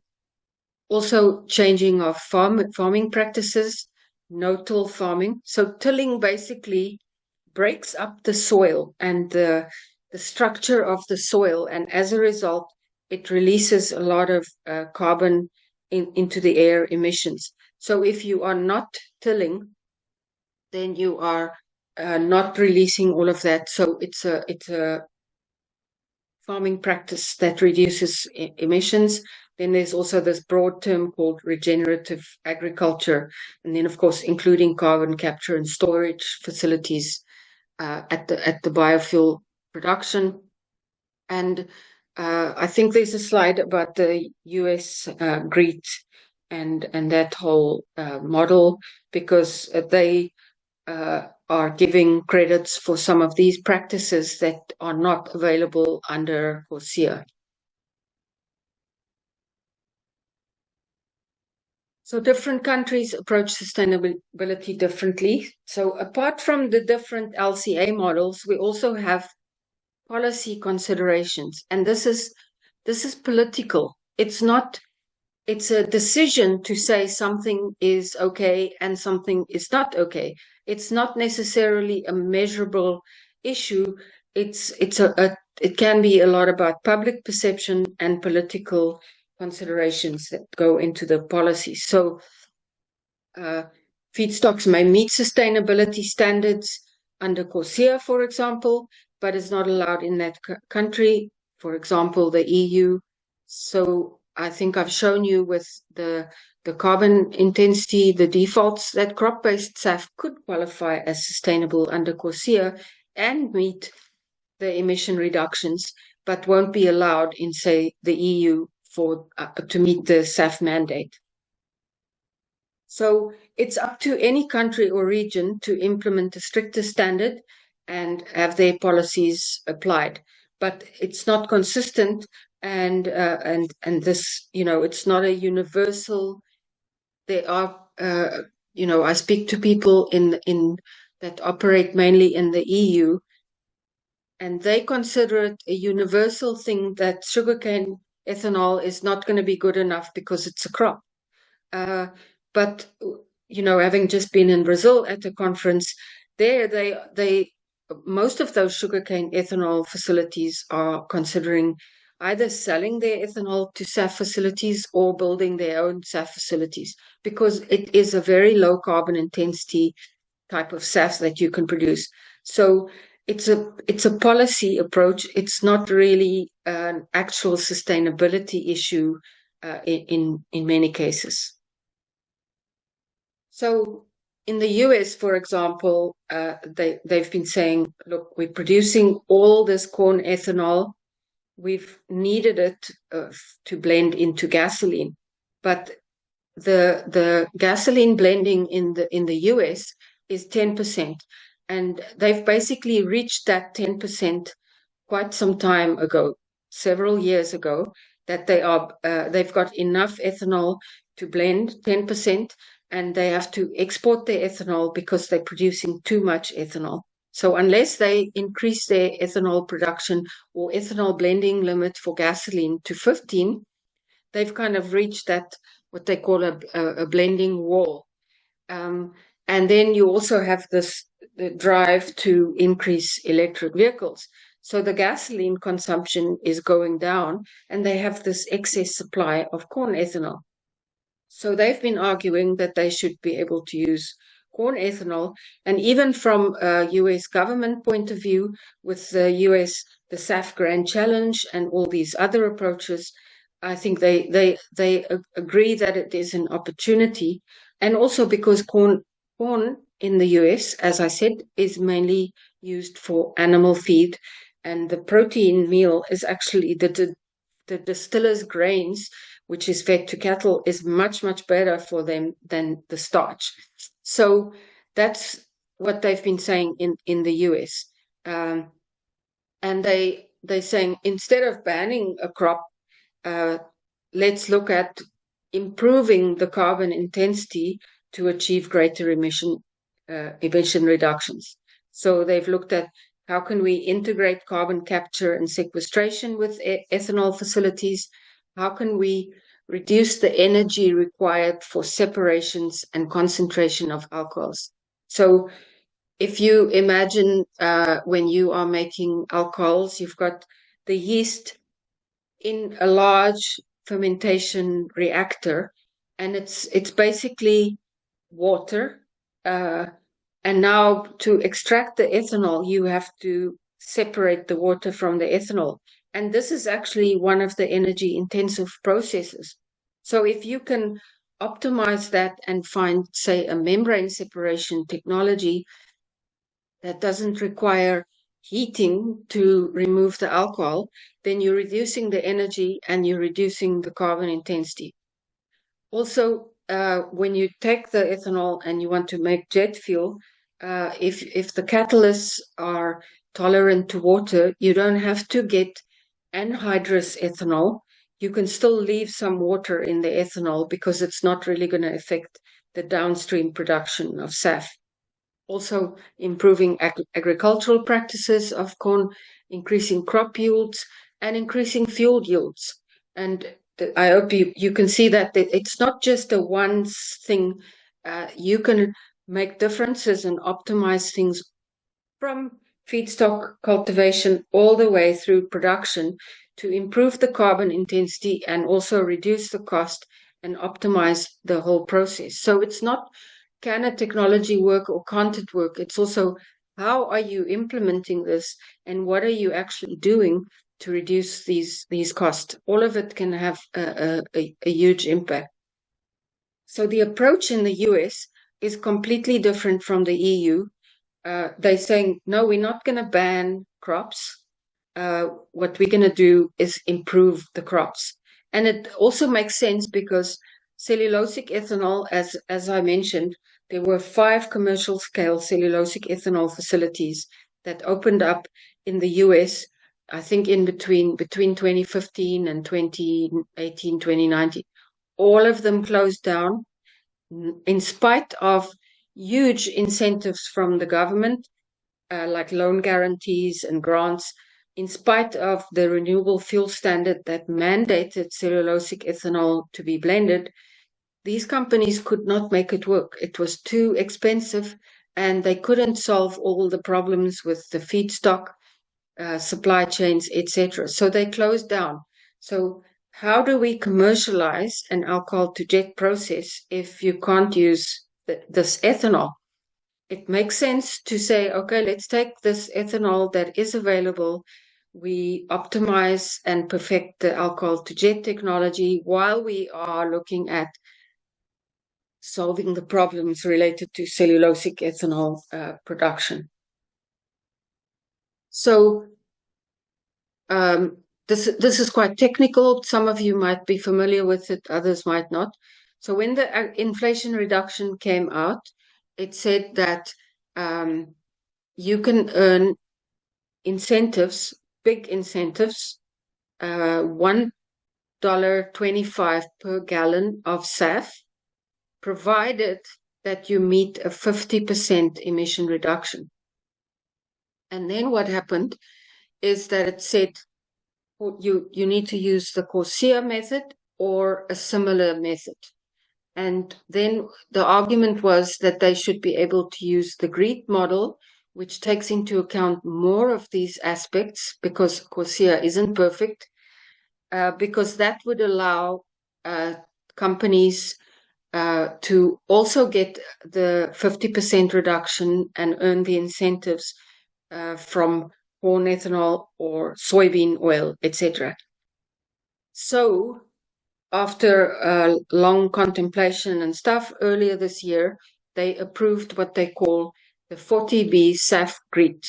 So this is specifically just under the Inflation Reduction Act and specifically just for the purposes of the blender's tax credit. So the blender's tax credit ends at the end of this year, and from next year, there will be a production credit. So this 40B SAF GREET, the 40B refers to the section in the Act talking about the blender's tax credit. credit. So this is not going to apply to the producer tax credit unless they approve it. So I don't know how long that's going to take, but hopefully they will approve that to actually allow GREET to be used. And it's not the normal GREET model. They did make some changes. So what they said is that they will recognize certain climate smart agricultural practices, specifically for corn, alcohol to jet. There can be a credit if a bundle of certain practices are implemented by the farmer. So no-till, they must plant cover crops, and they must use enhanced efficiency fertilizer. And I think then they can get a 10 grams of CO2 equivalent per megajoule reduction in carbon intensity. I speak under correction. I should have put it here. And similar for soybean oil, there's also a bundle of applicable practices. And then there's also integration of other carbon reduction strategies. For example, if carbon capture and storage is applicable.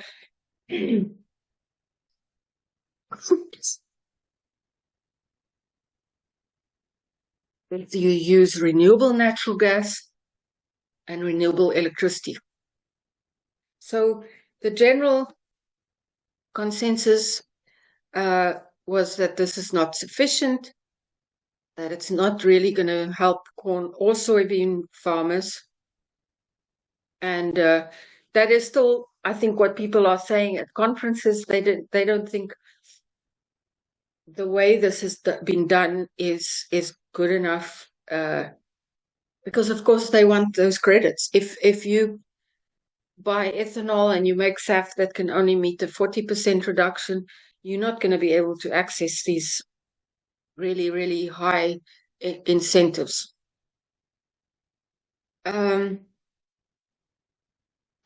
I think that I put this in the wrong place maybe, but what this is also interesting. We perceive corn as always being bad, but this is a notice about a corn producer in Brazil that actually achieved a zero induced land use change emission for corn.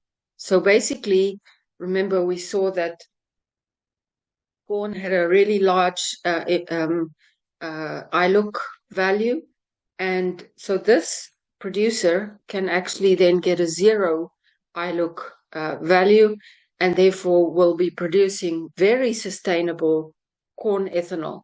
So I think it's important that we realize it's not a this is great and this is terrible. It's really how is it being done? Yes, a question. So actually two questions now. Mhm. On the last slide, you mentioned those 10 grams CO2 per megajoule. So you mean that the bundle needs to be considered, needs to reduce at least 10 grams of CO2 per megajoule, like as a whole, the whole bundle. Is that Well, what you meant? the way that they did it with the bundle means that individual things are not calculated Mhm. and added up. Mhm. It's basically you either if you implement all of it, you get this reduction, but if Mhm. you only implement one, you get no reduction. So that's Okay. what they did. They bundled it together. I don't have those values off the top of my head. I think the one was 5 grams reduction and the other one could be a 10-gram reduction. But yeah, so it's the bundle.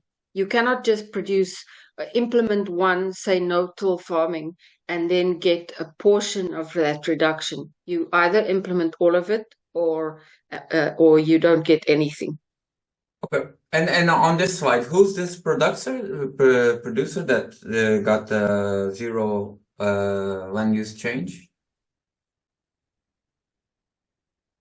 Look it up. It's the company is called FS, but I don't know what it stands for. Let me just Okay. see.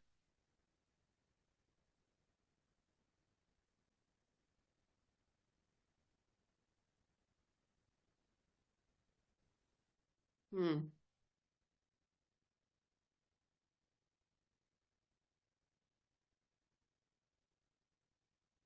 This was in Brazil. Yeah, so that's why I'm asking, because my company is from Brazil, so I'm curious. Yeah, this was from Brazil. Trying to find it, but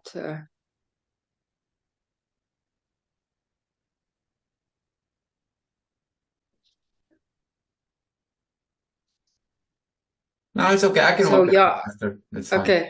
I was in Sao Paulo. Yeah, it just says the company. It just says FS Bioenergia. Okay. So it's fs.agr.br is the website. And they produce about 2.2 billion liters of ethanol per year.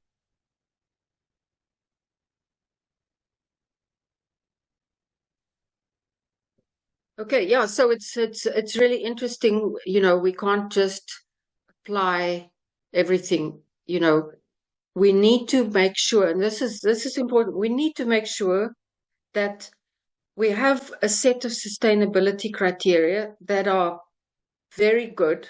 We need to make sure that the sustainability criteria are applied, and we need to have good carbon intensity reduction. But that doesn't mean that by excluding certain feedstocks, we are going to meet those criteria. In fact, we might just limit our ability to make SAF. And the other thing, this is a more of a policy issue that is not part of the feedstock, but what we have to realize is that if your policy promotes carbon intensity reduction, then you will also automatically exclude feedstocks that don't give you a good carbon intensity reduction. So,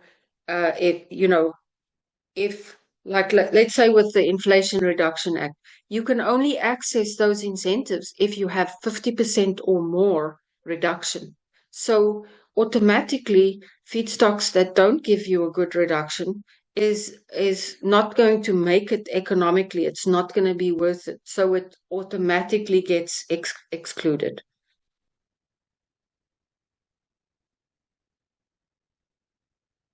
Okay, so in the EU, you've got feedstocks under the Renewable Energy Directive, um, and basically it's a complicated calculation. So you have some feedstocks that can be used to meet, and there's regulations for general biofuels blending, and then there's specific regulations for uh, advanced biofuels, and then there's specific regulations for SAF. So if you make biofuels from non-food and feed-based feedstocks, you can get a multiplier to meet your overall biofuel. I'm just going to finish the slide, then I'll get to the question. And the EU emissions trading scheme also talks about SAF and how that SAF can meet criteria. So what's interesting is that in the EU, they say greater than 65% GHG saving. But what is interesting is that the calculations in the EU does not include ILUC. What they do in the EU is they say these feedstocks have a high ILUC risk, so you can't use them at all. But when you calculate the other feedstocks, they don't add an ILUC. So just just to put that out there, and yeah, so you can actually get a break on EU ETS allowances or payments obligations. Yeah, this is correct. In the EU, they have an approach where I think they might exclude crop-based oils. I have to just double check that. I forget now. Yeah, but they do want to only use residues, so they will phase out the use of specific feedstocks that they consider not good enough. So the basic thing under the Renewable Energy Directive, Annex 9, is that they have a category on feedstocks, and only these feedstocks can be used. So if it's not listed here, you can't use it to make SAF to meet the Refuel EU obligation. You can make it, but it's not going to meet the mandate. And the Refuel EU mandate is quite strict, and it divides it into two categories. So the Part B feedstocks and Part A feedstocks that are considered advanced biofuels.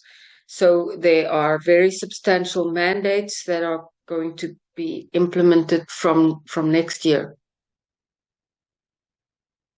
The EU feedstock categories, this is also on a broad level, not just for SAF, but I think the EU regulations are very, very complicated, and no matter how many times I read it, I still feel a little bit confused. So if you just look at general biofuels, you can use food and feed crops, but it's capped, and high ILUC feedstocks to be phased out. But of course, that's not applicable for SAF at all. You have waste and residues, and there's no cap. And it's also eligible for double counting. So you produce one volume, but it counts for two because it's a residue. Used cooking oil and animal fats, also double counting, but with a cap of 1.7%. So it's, as I said, very complicated. In the USA, the Renewable Fuel Standard has incentive categories based on carbon intensity, and different feedstocks may fall in different categories. So if you take corn ethanol, it's under the Renewable Fuel Standard, it's in the category for RINs, where it's across the board, they say 20% reduction. So it cannot fall into a different category, even if they can show that they can achieve a lower carbon intensity. The categories are kind of set. Under the California Low Carbon Fuel Standard, for example, there's only the carbon intensity is relevant. And generally, you don't see fuels produced from, say, palm oil, because you get rewarded based on the emission reductions. So it's not beneficial to actually use palm oil because it's not going to give you any credit. So how the low carbon fuel standard works is that if you're a fuel supplier, it says, okay, by this date, 2030, you have to have reduced the fuel that you supply. The carbon intensity must be 30% less. So if you go and buy 100,000 tons of biofuel with a 10% emission reduction, or you're going to go buy 100,000 tons with a 60% reduction, it's kind of obvious. You're not going to go and buy the one with 10% reduction because you want the one with the 60% reduction. So in a way, by only measuring the carbon intensity, they're really excluding the bad feedstocks that can't give you a good value. And then there's, like for SAF, for example, in Illinois, they said, okay, we're going to give a SAF credit, but you can produce it from soybean oil, but there's a cap on the volume. And then they're also actually looking at from 2028, you can only earn the credit if you produce the SAF from domestic feedstocks. So until 2028, you can import feedstock, say canola from Canada, in order to produce it in Illinois to get the credit. But after 2028, you have to use domestic feedstocks. Also, in the Inflation Reduction Act, I said, okay, they don't exclude feedstocks, but there is one feedstock that they exclude, and that is fuel derived from palm fatty acid distillates. Yeah, and it has to have a 50% emission reduction. And then 45Z is the clean fuel production tax credit, and also excluded palm fatty acid distillates. What is interesting is that under the blender's tax credit, I don't know if you know what co-processing is, but co-processing is basically where you put your oil, vegetable oils, in a petroleum refinery, and you can produce a SAF that way. But you cannot in the US earn an incentives under the Inflation Reduction Act for that. And as I mentioned, the GREET was approved under the IRA in order to allow corn ethanol and soybean ethanol to reduce their carbon intensity and potentially access those incentives. But because it was only for the blender's tax credit, which only applied for 2 years, they might extend it also for the clean production tax credit, or they might actually change it. So we'll have to see. But none of those practices can actually be implemented within a short space of time. So it will take, a farmer cannot just switch to no-till practices and change all these things just within a few months. And it was interesting. I saw this and wanted to include it just to show you some of the differences. This is the Argon GREET model, and this is ICAO, the CORSIA model. So when it comes to core emission calculations, for example, the GREET model is updated annually, whereas the CORSIA model still uses data and things from 2014 and earlier. When it comes to the land use changes, the GREET model uses the GTAP bio as well as the CCLUB, and so it's completely different from ICAO, which uses the average of the GTAP bio and the glow biome, and then also emissions from land use changes and the time horizon. So GREET uses a 30-year time horizon, and the ICAO also only a 25-year time horizon, which means that the ICAO one gives higher emission reductions. Maria, that's a very good question. If SAF is counted towards RED 2, it cannot be counted again for the Refuel EU Aviation Initiative. That's a really good point. It depends where the obligation is. Of course, we don't want double counting, but I think the RED has an obligation on the states. I speak under correction. You will probably know better. But the Refuel EU, the obligation is on the fuel supplier only to blend with that amount. So I don't know if it's possible that they can both apply. I don't know. I would love it if contact me on LinkedIn. Oh, I see you from that company. I was meaning to contact you. Will you contact me on LinkedIn, and then you can tell me what you think? I'd love to speak to you.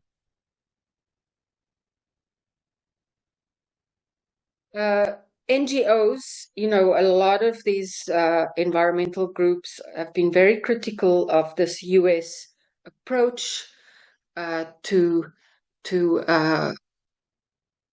wanting the GREET model to apply, because they think it's probably a way to sort of bypass the sustainability.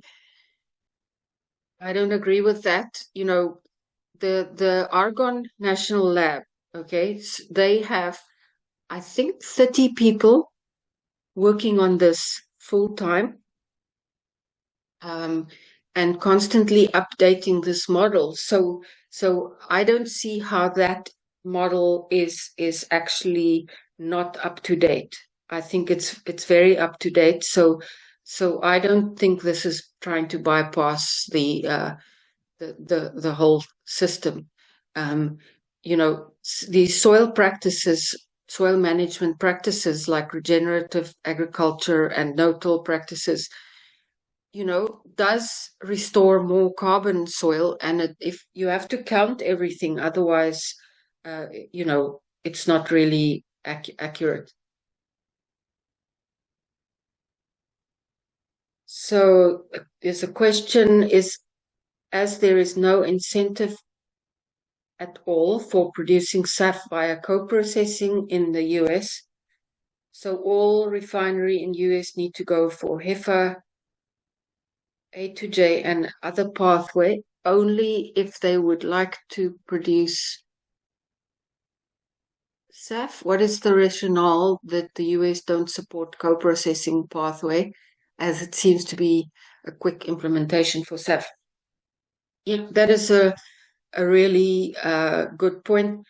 I think this, you see, so when you're talking about co-processing, you're talking about established fossil fuel petroleum refining companies. And I think there was some politics around, you don't want to give incentives to the fossil fuel producers for co-processing. I think that was the argument. So it's only HEFA that is excluded. You can co-process Fischer-Tropsch liquids. They don't specify alcohol to jet. So in the alcohol to jet process, you produce a hydrocarbon that you then need to grade through hydrotreatment, and you could include some cracking or whatever. So alcohol to jet is not mentioned in the Inflation Reduction Act, but Fischer-Tropsch liquids are. So you can produce SAF through co-processing of Fischer-Tropsch liquids and earn the incentives. It's only that you can't get it for adding lipids. So because I gave a talk at this refinery conference last week, and I specifically talked about this, that when you look at co-processing of lipids for SAF production, there are 7 refineries in the EU that are co-processing, but I don't know of any refinery in the US currently doing it. What they're doing is they're co-processing and producing renewable diesel because they can access incentives under the Renewable Fuel Standard, the California low carbon fuel standard, the British Columbia low carbon fuel standard, and even in Canada. But and I said, this is obviously, co-processing is a short and cheaper way to access SAF, but this is blocking it. So I don't know if they're going to change the policy. There was somebody from the US DOE there, and I tried to make that argument. But at the same time, you don't really want to give petroleum refiners access to incentives when they should be doing this anyway. But I don't know, maybe they can give them smaller incentive, perhaps, just to encourage them to shift there. The other thing, of course, that's also holding up co-processing for SAF production is the fact that under ASTM 1655, you can only co-process 5% bio-based feedstocks.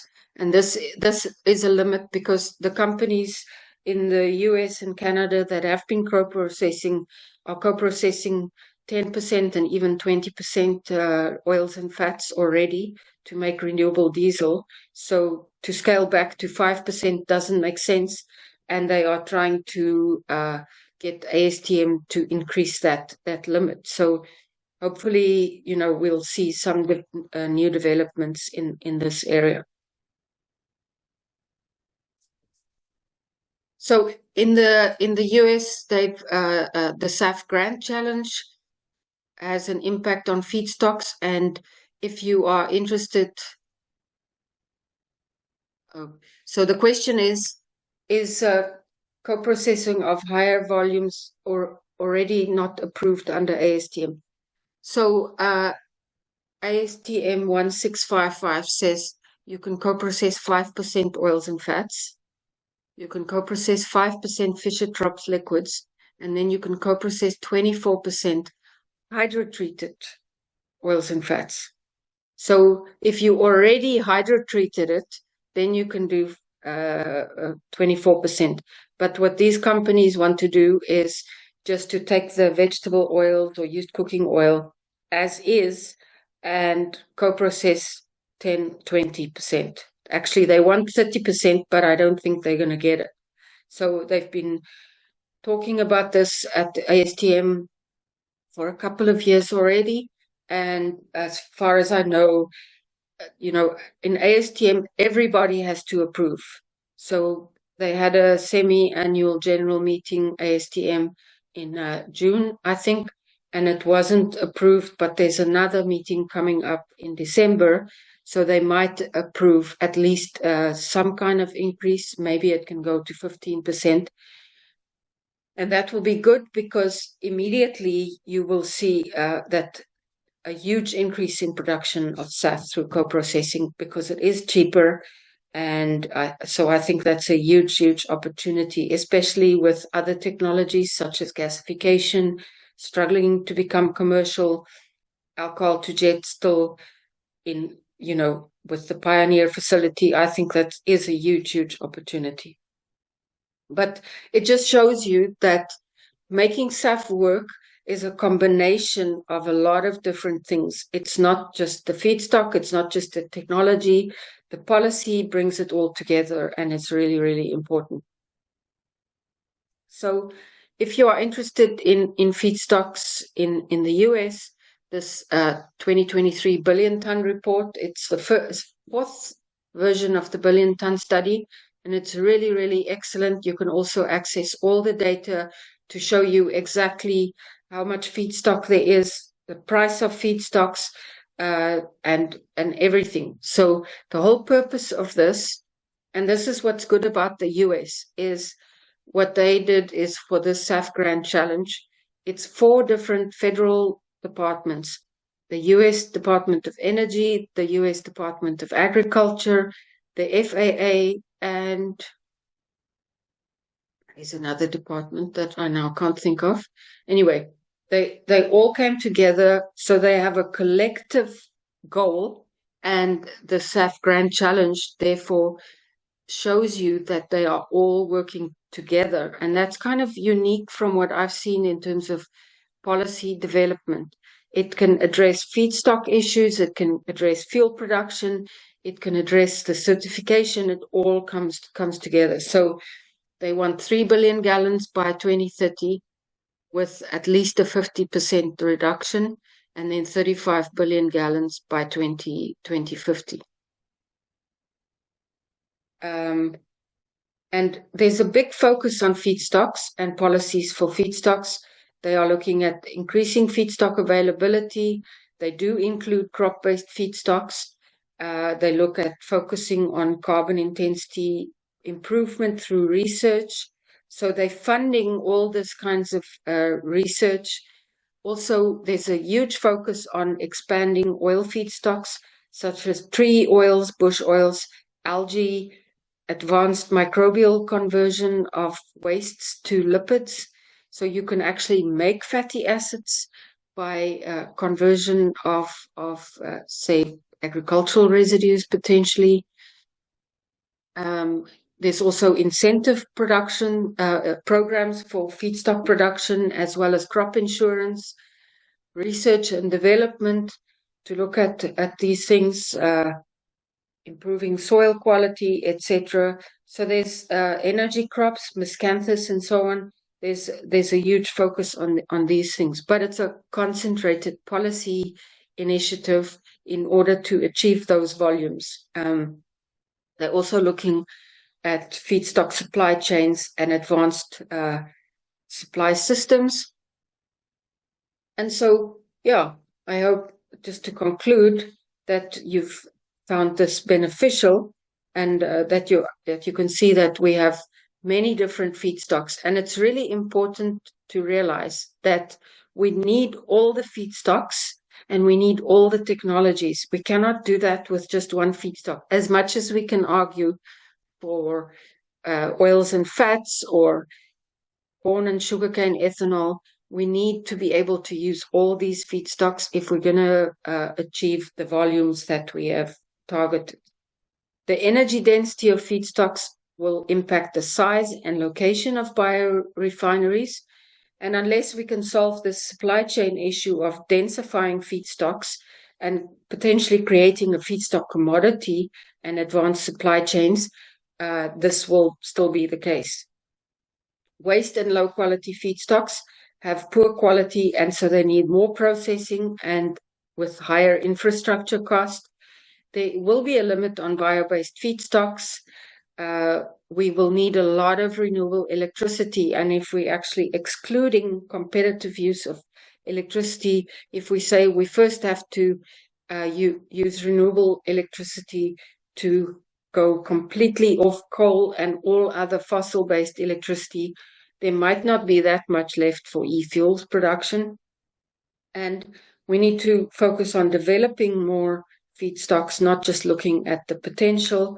And, sustainability is a complicated issue, and different models and methods look at it differently. There isn't a harmonized system, but that doesn't mean that any specific system is completely inaccurate. There are assumptions and underlying things that might not be taken into account, because if you try to make a one-size-fits-all, it's probably not really an accurate reflection of everything everywhere. So, and even feedstocks that might be sustainable could be excluded due to a political decision, and that's completely fine. It's a policy decision, but it's not necessarily a measure of sustainability. So that is it for the course, and I hope you have enjoyed it and benefited from it. And you can contact Harry if you have specific questions. I can send that to him. And also, if you want to contact me or connect on LinkedIn, feel free to do so. Thank you, Susan. There's the last question from Maria. What happens if different types of feedstocks are mixed for the production of SAF? Is the production process less efficient but still functional? Is it cost effective? It does depend on the feedstock. Oils and so on are not really that different. So as long as you remove the contaminants and that's relatively easy. It does become quite different if you say, we're just going to put agricultural residues and forest residues into the same process, because there would be big differences in terms of ash content, and even in terms of carbon intensity. You need a certificate for carbon intensity based on each different feedstock. So depending on how much you use of each, but you will have a separate pathway. So I hope that answers. Okay, Wave. If refineries in Asia would like to produce SAF via co-processing, where is the market we should target to sell SAF? Only EU mainly. What is the strategy? No, you don't have to just target the EU. I mean, every country in the world is going to start looking at SAF. It's really where it will be economic for you to sell it, and that's going to depend to some extent on policies. The reason why there's such a focus on the EU is because there's a mandate that has created this fixed demand, and if fuel suppliers in the EU cannot supply that SAF, they have to pay huge penalties, and that's what's driving the export of SAF to EU from other countries. But there are lots of countries that are starting to use SAF. It's a question of putting the policy in place that will make it more attractive. So if you get a mandate in Japan, they said they want to do 10%, but it's not really a fixed mandate. But if that comes in, then you can export it to Japan. The strategy, if you would like to produce SAF via co-processing. It's really the refinery. It's in terms of understanding the risk. You will, because refineries are so huge, you will it will require a large investment. You need storage tanks, you need upgrading facilities, you need all sorts of different things.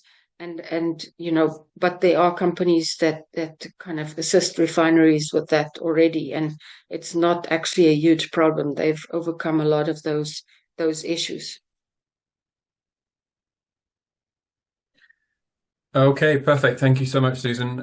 Was there anything else from anybody while we've still got Susan in the virtual room? I think you've all asked plenty of questions, but just wanted to check in case anybody else had anything burning. As Susan did say, if anything does come to mind, feel free to reach out to her on LinkedIn, or you can ask via me through email and I can pass it on and she can get back to you. But yeah, I think we're all well and truly educated for today. So thank you very much, Susan. Really appreciate that for today and yesterday. And thank you all for attending.